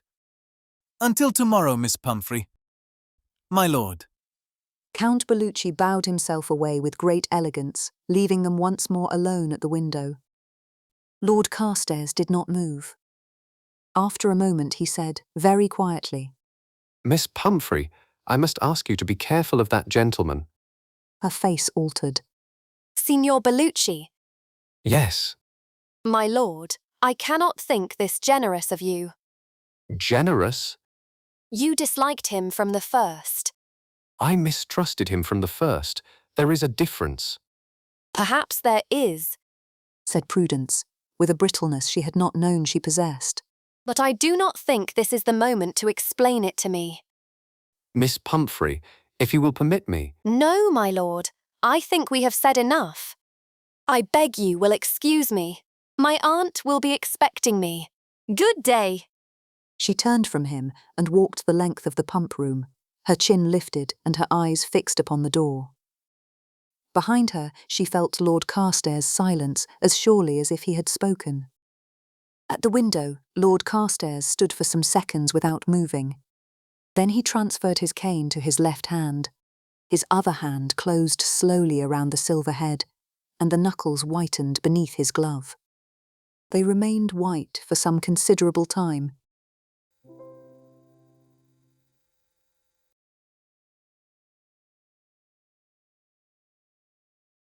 Chapter 9. The Folly. Lord Carstairs did not sleep that night. He sat by the window with a glass of brandy he did not drink, and a candle whose wick he had forgotten to trim, reviewing the pump-room conversation sentence by sentence. He did so with the slow, careful patience of a man examining a wound, and arrived, by 3 in the morning, at 3 conclusions. The first was that Miss Pumphrey believed him to be making her an offer out of duty.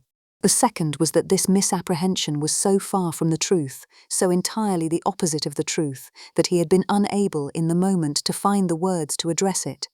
"I am offering you nothing of the kind, Miss Pumphrey," would have been technically correct and entirely useless. "Miss Pumphrey, I am in love with you," would have been the truth. But the truth, in a public room, with 3 matrons watching and a charming impostor advancing across the flagstones, could not be delivered like a visiting card. The third was that he had let her go. He had let her, in his slowness and his civility, walk from him out of the pump room and into a curricle ride with a man he knew to be a fraud and an opportunist. He had, by his calculation, perhaps 7 hours to undo it. By 5:30 he had a plan. It was not, strictly speaking, a plan of great sophistication. It consisted chiefly of going at once to the Royal Crescent, placing the whole matter before Lady Bickerstaffe, and trusting that lady's authority to accomplish what his own could not. At a little past 7, he sent his man for the carriage. At 7:45, he was at the door of the Crescent. Lady Bickerstaffe sat in the morning room in an ivory silk morning dress, with coffee at her elbow. She looked up with composed warmth, though her expression sharpened when she saw his face. Lord Carstairs, this is an early hour for a call. Forgive me, the matter could not wait. He told her of Bellucci's invitation, of the Folly, and of the exchange at the pump room which had left Prudence persuaded of a thing entirely untrue. He invited her yesterday in the pump room, ma'am, to view a Folly on Sir Anthony Wright's estate. She accepted. He is to call for her at 10. My niece left the house at 7:30. She informed me that she intended to take an early walk in Sydney Gardens. Hattie accompanied her. The clock on the mantel ticked once. Twice. At 7:30? Yes. And she is not returned? No. His hand tightened upon the silver head of his cane. I do not think she has gone to the gardens. Nor do I. For the first time, something in her expression altered. A narrowing, a hardening, and beneath both, the faintest shadow of self-reproach. I warned her, but I fear she thought me merely cautious, not alarmed. A note was soon found in Prudence's room. Lady Bickerstaffe read it, and by the time she reached the signature, her mouth had become very thin. She passed it to Lord Carstairs. My dear Miss Pumphrey, I am in the greatest mortification to trouble you with an alteration in our little expedition, but I find myself obliged to return the bays to their owner by 10 o'clock, a circumstance which was not made plain to me yesterday. Rather than disappoint myself of the honor you have granted me, may I beg that we begin earlier? The horses are fresh, and my groom advises that they should not be brought into the Crescent while the streets are crowded. If you would be so good as to meet me at the entrance to Sydney Gardens at 7:30, with your maid in attendance, I shall be waiting there, and shall drive with all possible care. I beg you will forgive the liberty of this request. Your most obedient servant, Antonio Bellucci. He altered both the hour and the place. The bays must be returned by 10. The groom advised against the Crescent, and her maid was to attend her. Very neat. He gave her 3 reasons to think herself sensible, and not one to think herself trapped, said Lady Bickerstaffe. Yes, said Lord Carstairs. that is what concerns me. He has met them at Sydney Gardens. Prudence would have shown Hattie the note, or repeated enough of it to satisfy her. Hattie would dislike the arrangement, but she cannot refuse her mistress when her mistress has a note in her hand and an engagement already made. They are in the curricle now. The Folly is 3 miles north of the city. I know it. Then we shall go there. 5 minutes later, Lady Bickerstaffe descended the stairs in her travelling pelisse, Mr. Fitzherbert trotting solemnly at her heel, his small leather collar and lead giving him the air of a prisoner who had accepted his sentence. Mr. Fitzherbert has been informed of his duties, she said. Lord Carstairs looked down. Mr. Fitzherbert looked back up with the calm severity of a creature who had accepted command. Then let us go, said Lord Carstairs. By the time the curricle had passed the last houses of Bath, Prudence had discovered that guilt was not, as she had always supposed, a sensation of the heart. It was a sensation of the gloves. Her fingers worried the seams and tugged uselessly at one another. She had lied to Lady Bickerstaff. Not greatly, perhaps, not wickedly, but a lie need not be large to make itself felt. A pebble in a slipper was not large either, and yet it could ruin a morning. Hattie sat behind them, very straight and very silent. Signor Bellucci, meanwhile, appeared to be in excellent spirits. He spoke of Lady Bickerstaff's authority, of cages made by kindness, and of Prudence's right to choose for herself. The words found the very place in her mind already bruised from the day before. She did not belong to Lord Carstairs. She did not belong to anyone. The thought ought to have strengthened her. Instead, it made her feel colder. The Folly appeared after a turn in the road, a small Grecian temple upon a rise, with pale columns and a shallow dome. Below it lay a sheet of ornamental water. Beyond the rise stood the great house, half concealed by beeches. Bellucci drew the horses to a halt. There. He said. Is it not enchanting? It is very pretty. Pretty? Miss Pumphrey, you wound the place. It is sublime. Prudence thought privately that the Folly was not in the least sublime, but as she had already committed one act of rebellion that morning, she did not feel equal to another over architecture. Bellucci helped her down. Hattie began to follow, but he turned to the maid. I had arranged for something warm to be sent over from the house. Ask for Mrs. Wilkes and say the tray may be brought directly. I do not think refreshment is necessary, said Prudence. My dear Miss Pumphrey, I brought you out too early. Lady Bickerstaff would never forgive me if I permitted you to take cold. It is but 5 minutes to the house, and we are entirely in view of the road. She could not object too strongly without admitting that there was something to fear, and if there was something to fear, then perhaps Lady Bickerstaff and Lord Carstairs had been right. That she could not bear. Go, Hattie, she said quietly. But return directly. Hattie went, not happily. Then the trees swallowed Hattie's cap, and Prudence was alone with the Count. They climbed the shallow steps to the temple. How quiet it is, how removed from interference. Interference? In Bath, there are always eyes, always tongues, always some aunt, some lord arranging the pieces upon the board. My aunt is not unkind. No, but she is determined, and Lord Carstairs is very determined. At that name, Prudence felt herself colour. Bellucci saw it.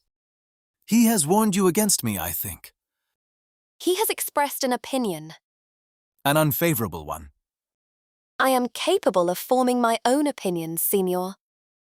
That is what I admire in you. Prudence looked at him more directly. Signor, I think we ought to return. So soon? Yes, Hattie will be wondering where we are. Hattie is at the house. Then I shall meet her there. We shall both meet her, Miss Pumphrey, when she returns. She moved to pass him. He moved also, not quite blocking her way, but enough that she had to stop. My dear Miss Pumphrey, wait. I think Lord Carstairs has wounded you.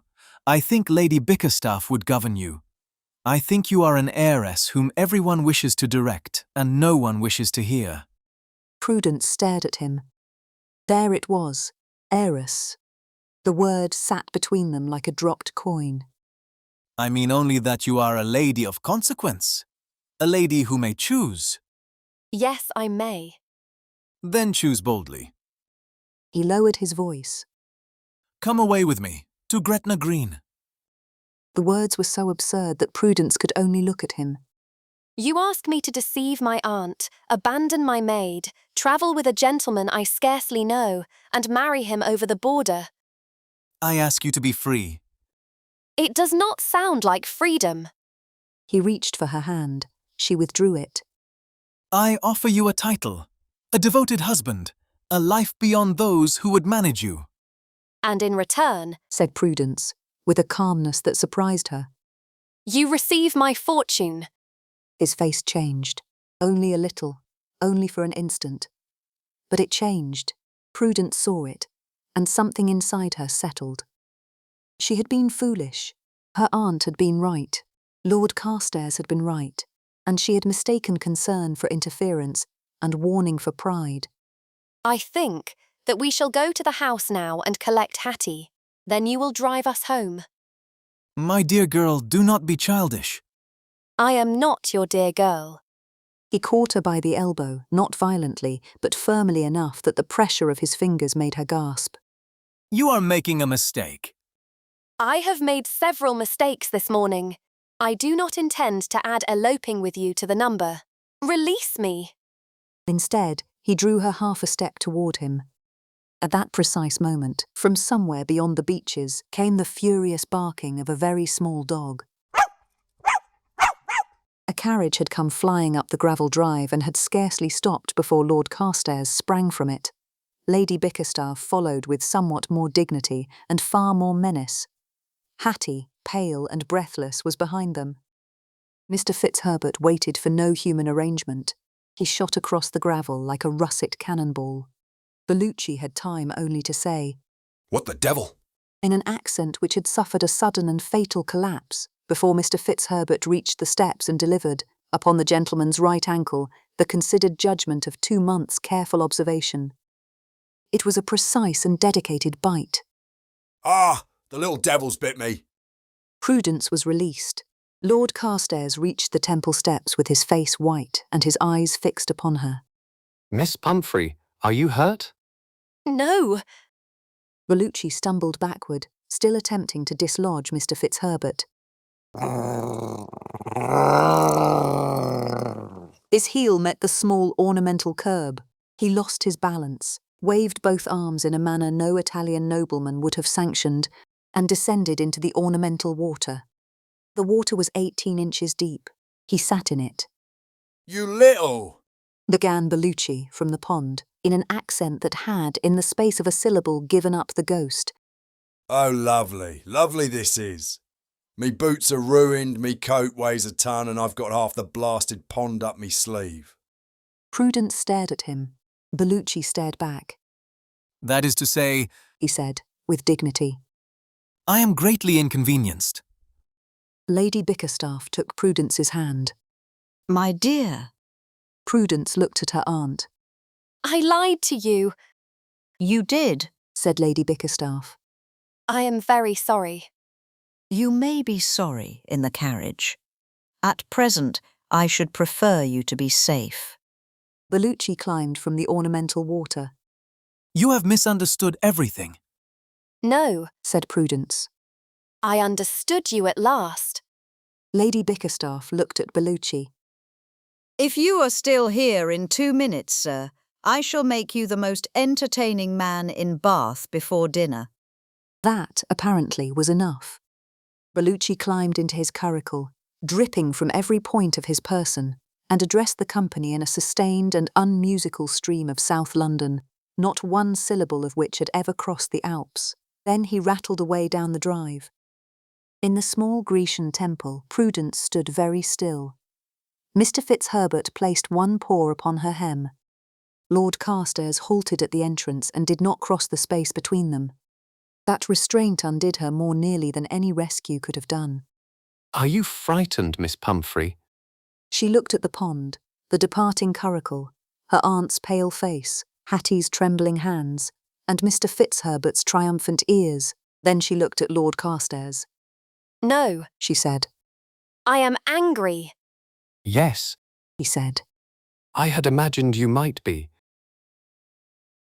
The carriage home was quiet. Hattie sat beside Prudence in a state of subdued misery, twisting her gloves in her lap. Prudence sat opposite Lady Bickerstaff, with Mr. Fitzherbert in her lap. Lord Carstairs sat beside Lady Bickerstaff, looking at Prudence only at intervals, with the careful rationing of a man who suspects he has not yet earned the privilege. Prudence looked down at Mr. Fitzherbert's small russet head and reviewed the morning. The lie to her aunt, Hattie's frightened face, the pull on her elbow, Bellucci's face at the mention of her fortune, Lord Carstairs running up the gravel drive without his hat. Beneath it all, one thought had begun to form. Lord Carstairs had warned her. She had called it ungenerous. He had called it mistrust. She understood the difference now. She had been wrong about him. She was not yet ready to know how wrong. The carriage drew up at the Crescent. Lord Carstairs handed the ladies down. Lady Bickerstaff paused upon the step and turned. My lord, I find I have not yet thanked you sufficiently for your assistance this morning. Ma'am, there is no occasion.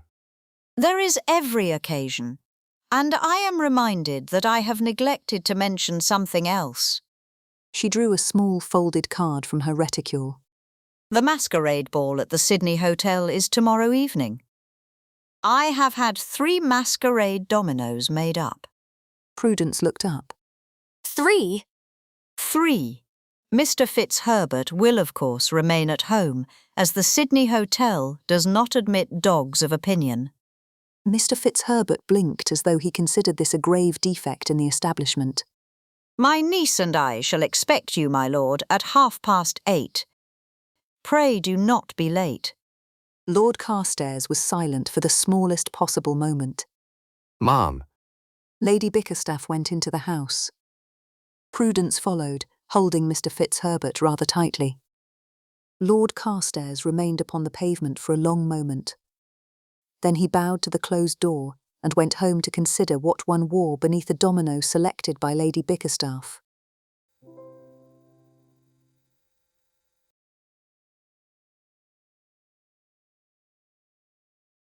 Chapter 10. A Masquerade and a Goat. It had rained, briefly, in the late afternoon. By 7:30, the rain had passed, and Sydney Gardens, as the carriages began to draw up at the hotel gate, lay under a clear, darkening blue sky, with the smell of wet grass rising from the paths. There were a great many lanterns. They had been hung in the trees along the principal walks, along the lower terrace of the hotel, and around the great fountain at the centre of the formal garden, where they cast small swimming pools of light upon the water. Behind them, between the trees, a small orchestra had been disposed in a temporary pavilion, and the first thin notes of a country dance were already drifting out across the gravelled paths. The garden filled, slowly, with masked figures in dominoes. Black, scarlet, midnight blue, pale rose, moving among the lights with the unhurried curiosity of a society that had agreed, for one evening, not to recognise itself. Prudence stood with her aunt upon the upper terrace and looked down at the scene with the careful composure of a young woman who had spent the day not thinking about a great many things. Lord Carstairs, who had accompanied them from the Crescent with faultless civility and very few words, had been claimed upon their arrival by a Mr. Bexley, and was now standing a little way off in conversation with that gentleman. Prudence had been trying, with indifferent success, not to know precisely where he was.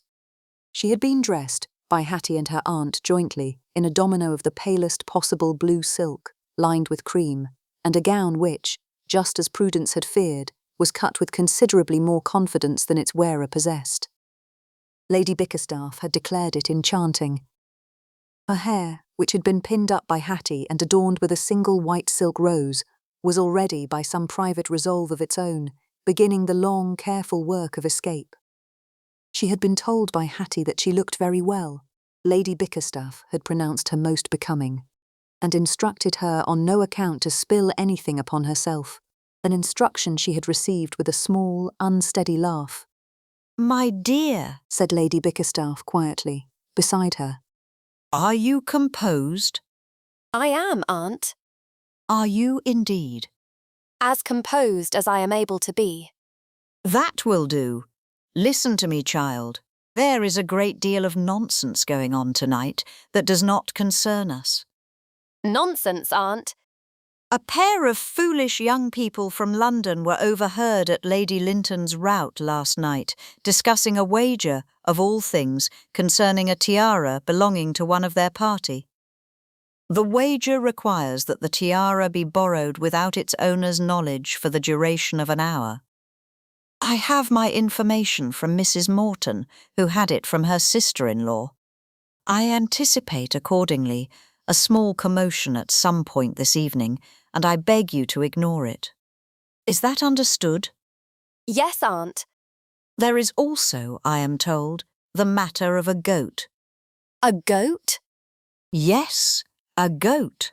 It belongs, apparently, to a gentleman of the Agricultural Improvement Society who intended to conduct a demonstration outside the gate, of all places. The goat, however, has formed other plans. A goat is not a thing one notices unless it is immediately underfoot. We shall not notice it. Her eyes brightened with sudden purpose. Lord Carstairs has escaped Mr. Bexley and is making his way towards us. Pray be civil. I am going to find Lady Dunworth, who is somewhere about the lower terrace, and I shall take care to be entirely out of earshot for some time. Aunt. You may thank me later, when you are less inclined to be ungrateful. She moved away. The lanterns flickered. Across the upper terrace, in a domino of black and a black mask, came the unmistakable straight-backed figure of Lord Carstairs. He bowed. Miss Pumphrey, My lord. will you walk with me? She walked with him. They walked the length of the upper terrace, in a silence that was not, at first, the silence of strangers. It was a more difficult silence than that. The silence of two people who had each rehearsed, separately, several openings, and were each discovering that none of the rehearsed openings would now serve. They passed beneath the trees and down the shallow steps to the lower terrace. There, without consultation and without quite looking at one another, they took the long curving path toward the great fountain at the centre of the formal garden. Miss Pumphrey, Said Lord Carstairs at last. I have something I must say to you. It is the same thing I attempted to say at the pump room. I should have said it more clearly then. I propose to say it more clearly now. My lord, perhaps you should not. Perhaps not. But I said too little once. I do not mean to do so again. They had reached the fountain. It stood in its broad, shallow basin in the centre of a small circular plaza of pale gravel, lit by a ring of lanterns hung from slender iron poles. The fountain itself was a single spout rising perhaps 4 feet from a central plinth, with the water falling in a thin, steady veil into the basin below. It was the kind of fountain a city erects when it cannot afford a statue and does not wish to admit it. He stopped. He turned to her. He drew a breath. It was at this point that the night, with the air of an event which had been waiting some considerable time for its cue, intervened. From the direction of the upper terrace, there came a high female cry. My tiara! Stop! She has my tiara! And through the lantern light came a young woman in a midnight blue domino, running at speed, her mask askew, a great glittering object held high above her head and scattering brightness like stars. Behind her, at no great distance, flew a second young woman in scarlet, calling out indistinct things about wages, limits, and— Caroline, you have carried this much too far. Down the steps, around the curve of the path, and directly towards the fountain they came. From the direction of the gate came a small white goat, trotting with the steady determination of a creature pursuing some private agricultural objective. Its tether streamed behind it. It was making excellent speed. The two young women in dominoes, the goat and the steady drifting current of masked spectators all converged, by pure geometrical inevitability, upon the small gravel plaza around the fountain at the same instant. Prudence, attempting to step out of the way of the first young woman, encountered with the back of her slipper the trailing tether of the goat. Her ankle, in the way her ankles had been turning all her life, turned. Her balance, as her balance had been departing all her life, departed. She fell, sideways, with a small involuntary sound, over the low marble lip of the fountain basin and into 18 inches of cold ornamental water. Lord Carstairs, attempting to catch her, succeeded in catching her elbow but not her balance, and joined her, in the same moment, in the same fountain, in his black domino and black mask. There was a single instant of perfect silence. It was broken by the goat, which had reached the gravel plaza and now stood there with the air of a creature reconsidering its options. It then expressed an opinion. It was broken further by the arrival of perhaps 30 masked persons from the surrounding paths, drawn by the cries about the tiara. They came expecting theft, scandal, and possibly jewellery. They found instead Lord Carstairs and Miss Pumphrey of the Royal Crescent, sitting together in the basin of the fountain, soaked from the waist down, while a small white goat regarded them from the gravel with bland interest. Several persons laughed. Several persons gasped. At the edge of the plaza, the young woman with the tiara was quietly apprehended by her companion, and the tiara restored to its owner without further drama, in the manner of all the best society scandals. Prudence and Lord Carstairs might have found this interesting had they not been sitting in a fountain. Lord Carstairs's hat had departed and lay floating beside him. His hair, which 2 minutes earlier had known its duty, was plastered flat to his head. His mask had slipped sideways. He pushed it up and looked at her. She was looking at him with an expression of such pure, stricken horror that his own amusement died at once. Even here, in this ridiculous fountain, with her hair coming down, her domino dragging in the water, and her face only inches from his, she had contrived to think first of him.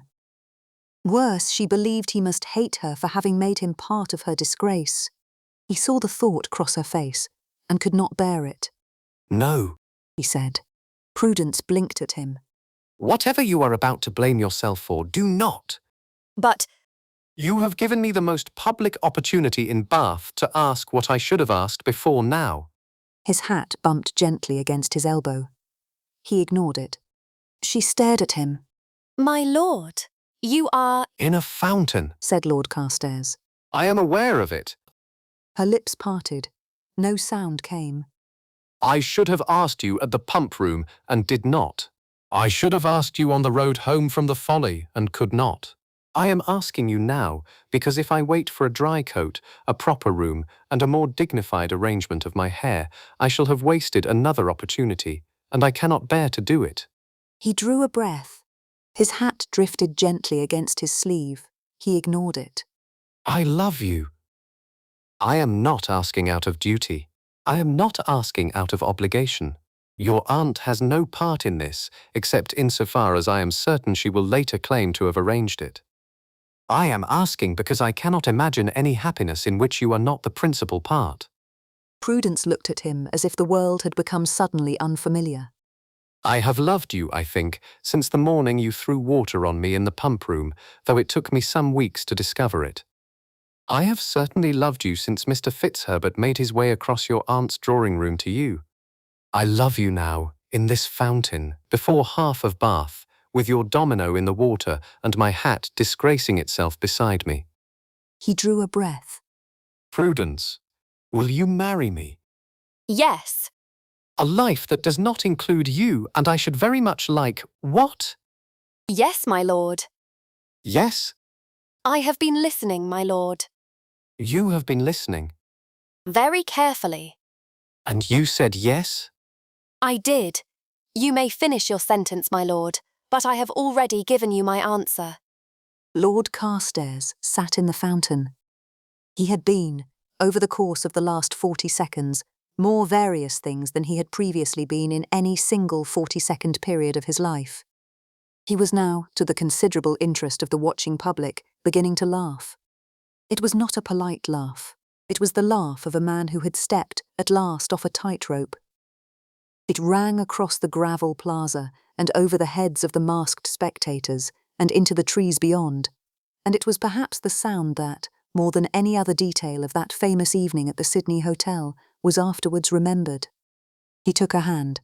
He kissed it there in the fountain, with his mask askew, his hair flat to his head, and his domino soaked to a degree no domino had ever been soaked before. He kissed it with the particular elaborate gravity of a man whose dignity had departed for good, and who found himself, against every expectation, free. Miss Pumphrey. My lord? Adrian. He said quietly. Her smile grew. Adrian. May I assist you out of this fountain? I should be very obliged. He stood. Water cascaded from his coat. He stepped over the marble lip onto the gravel with the small, unsteady dignity available to a soaked gentleman and turned to offer her his hand. She took it and rose, with her domino streaming, with her hair fully down at last about her shoulders. She stepped out of the fountain after him, stood on the gravel in 18 inches of ruined silk, met his eyes, and smiled. It was the smile she had not yet, in all her careful life, given anyone. Far off, at the edge of the upper terrace, Lady Bickerstaff, who had arrived in time to witness the whole of it and who had not announced herself, closed her hand around the head of her walking stick and permitted herself, at last, to look as pleased as she felt. The goat, having concluded that it had no further business, ambled toward the lower terrace in search of supper. It found, instead, the silk rose that had lately adorned Prudence's hair, chewed it once, and looked deeply betrayed. Some considerable time later, when the dominoes had been removed, when dry clothes had been borrowed from a kindly lady patroness of the Sydney Hotel, when carriages had been called, and when the engaged couple had been driven home in silence in a state of mutual disbelief, Lady Bickerstaff at last saw her niece up the stairs to her bedchamber. There she pressed a single kiss upon Prudence's forehead and shut the door behind her. Then Lady Bickerstaff came down again to her drawing-room. The fire had been built up. Mr. Fitzherbert was upon his cushion. Lady Bickerstaff sat in her chair beside him. "Well," she said quietly. Mr. Fitzherbert, who had agreed entirely with everything she had not said, sneezed once and laid his small chin upon his paws.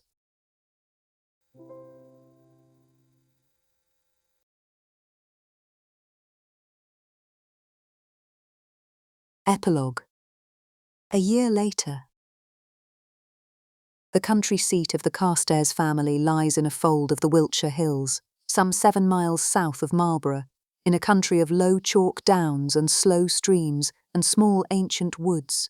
The house is of pale stone, neither very large nor very small, with long sash windows that look out across a south-facing lawn toward a stand of beeches beyond. It is the kind of house that has been quietly inhabited for 150 years by the same family without anyone troubling to add a wing. On a Tuesday afternoon in late May, in the second year of our acquaintance with its inhabitants, the long windows of the south drawing-room were standing open to the garden, and a soft, warm air smelling of cut grass and of the first roses was drifting through into the room. The fire was not lit. A square of sunlight lay across the carpet from the centre window, and within the square of sunlight a russet and cream Pomeranian was asleep upon a pair of green silk slippers. He had been asleep for some little while, and had moved only once, and that to assert his ownership of the slippers more thoroughly. In an armchair beside the window sat Lady Carstairs. She was reading aloud from a novel. She was, by the careful evidence of her posture and the small soft mound beneath the muslin of her gown, some 5 months advanced toward an event which had been quietly anticipated since February, and received throughout the house with calm and happy certainty. Her hair was pinned up with only partial success. A small sprig of hawthorn blossom, brought in from the garden an hour before and not noticed since, was caught in the bow of her sash. Her husband sat opposite her in the matching chair, in shirt-sleeves, his coat draped over the back of another chair across the room. By the standards of his younger self, this would once have required explanation. His present self had learned that comfort, in one's own drawing-room, required no defence. His teacup balanced on the arm of his chair, forgotten while he watched his wife. She had a gift for reading aloud. She had been told so once, many years ago, by a curate in the village near her childhood home, and she had not, until this past year, quite believed it. But she believed it now, in the steady, contented way one believed in things one had been told often enough by a person whose opinion one trusted. Her voice carried softly across the warm room and out through the open window into the garden, where bees were going about a more pressing business in the lavender beneath the sill. She had not, until that moment, considered that the gentleman might be in earnest. Read Lady Carstairs aloud. And the discovery being now made, occasioned in her a confusion which she could neither immediately master nor entirely conceal. She paused. She turned the page. She prepared, with a small breath of pleasure, for the next sentence, which she had been waiting all afternoon to read, and in the small movement of her preparation, her hand caught, without her noticing it, the rim of the teacup at her own elbow. The cup tipped. The tea rose in a small amber wave against the rim. The cup itself began to slide from its saucer toward the edge of the table. It got no farther. Lord Carstairs's right hand, which had been at rest upon the arm of his chair, closed around the handle with a movement so unhurried it might have been rehearsed, and restored the cup to safety without any particular emphasis. He spared neither the cup nor his hand a glance. His attention remained fixed upon his wife's face, undisturbed by so much as a degree. He had developed, over the past year, quite remarkable reflexes. Lady Carstairs turned the page as if nothing whatever had happened. That was very neatly done, Adrian, she said, without looking up. I had hoped it might pass unnoticed. My dear, you caught a teacup 6 inches from disaster. Even a novel cannot conceal that. I have become attentive to cups. She looked at him over the top of the page. Because of the pump room? Naturally. You did not catch that glass. No, that is why I began practicing. She tried to look severe. It was not, in her present condition of happiness, a very successful attempt. Shall I continue? If you please. She returned to the page. Lady Bickerstaff had come to stay for a fortnight, and had shown no particular urgency about naming the day of her departure. In the garden beyond, she was making her way along the lavender border at the slow pace of a woman who had observed, in her time, a great many bees, and who proposed to observe a great many more before the afternoon was out. Then she walked on, with the small private smile of a woman whose visit was proceeding precisely as she had arranged it. In the square of sunlight on the carpet, Mr. Fitzherbert, who had heard the small clink of the cup returning to its saucer, opened one eye and made a brief survey of the room. Lady Carstairs in her chair, Lord Carstairs watching her from the other, the bees beyond the window, the soft afternoon, and the slippers beneath his chin. He observed, finally, that his own lady was safely occupied in the garden and that the younger people appeared, for the moment, unlikely to require management. He closed the eye again. Outside, somewhere along the line of beeches, a thrush began to sing. Lady Carstairs turned the page. Lord Carstairs, without looking away from her, moved the teacup another inch from her elbow. The end. If our little romance has amused you, and I'm told I'm very amusing, I have heard whispers of another in the same merry vein, the Duke and Miss Finch, and quite as full of mischief as our own. A duke, a young lady of spirit, the usual disasters. Precisely. Tap the video on your screen to continue listening. I shall not detain you further. Your own dear narrator shall return soon with another romance, and I dare say she tells a story far better than I. Well, very nearly as well.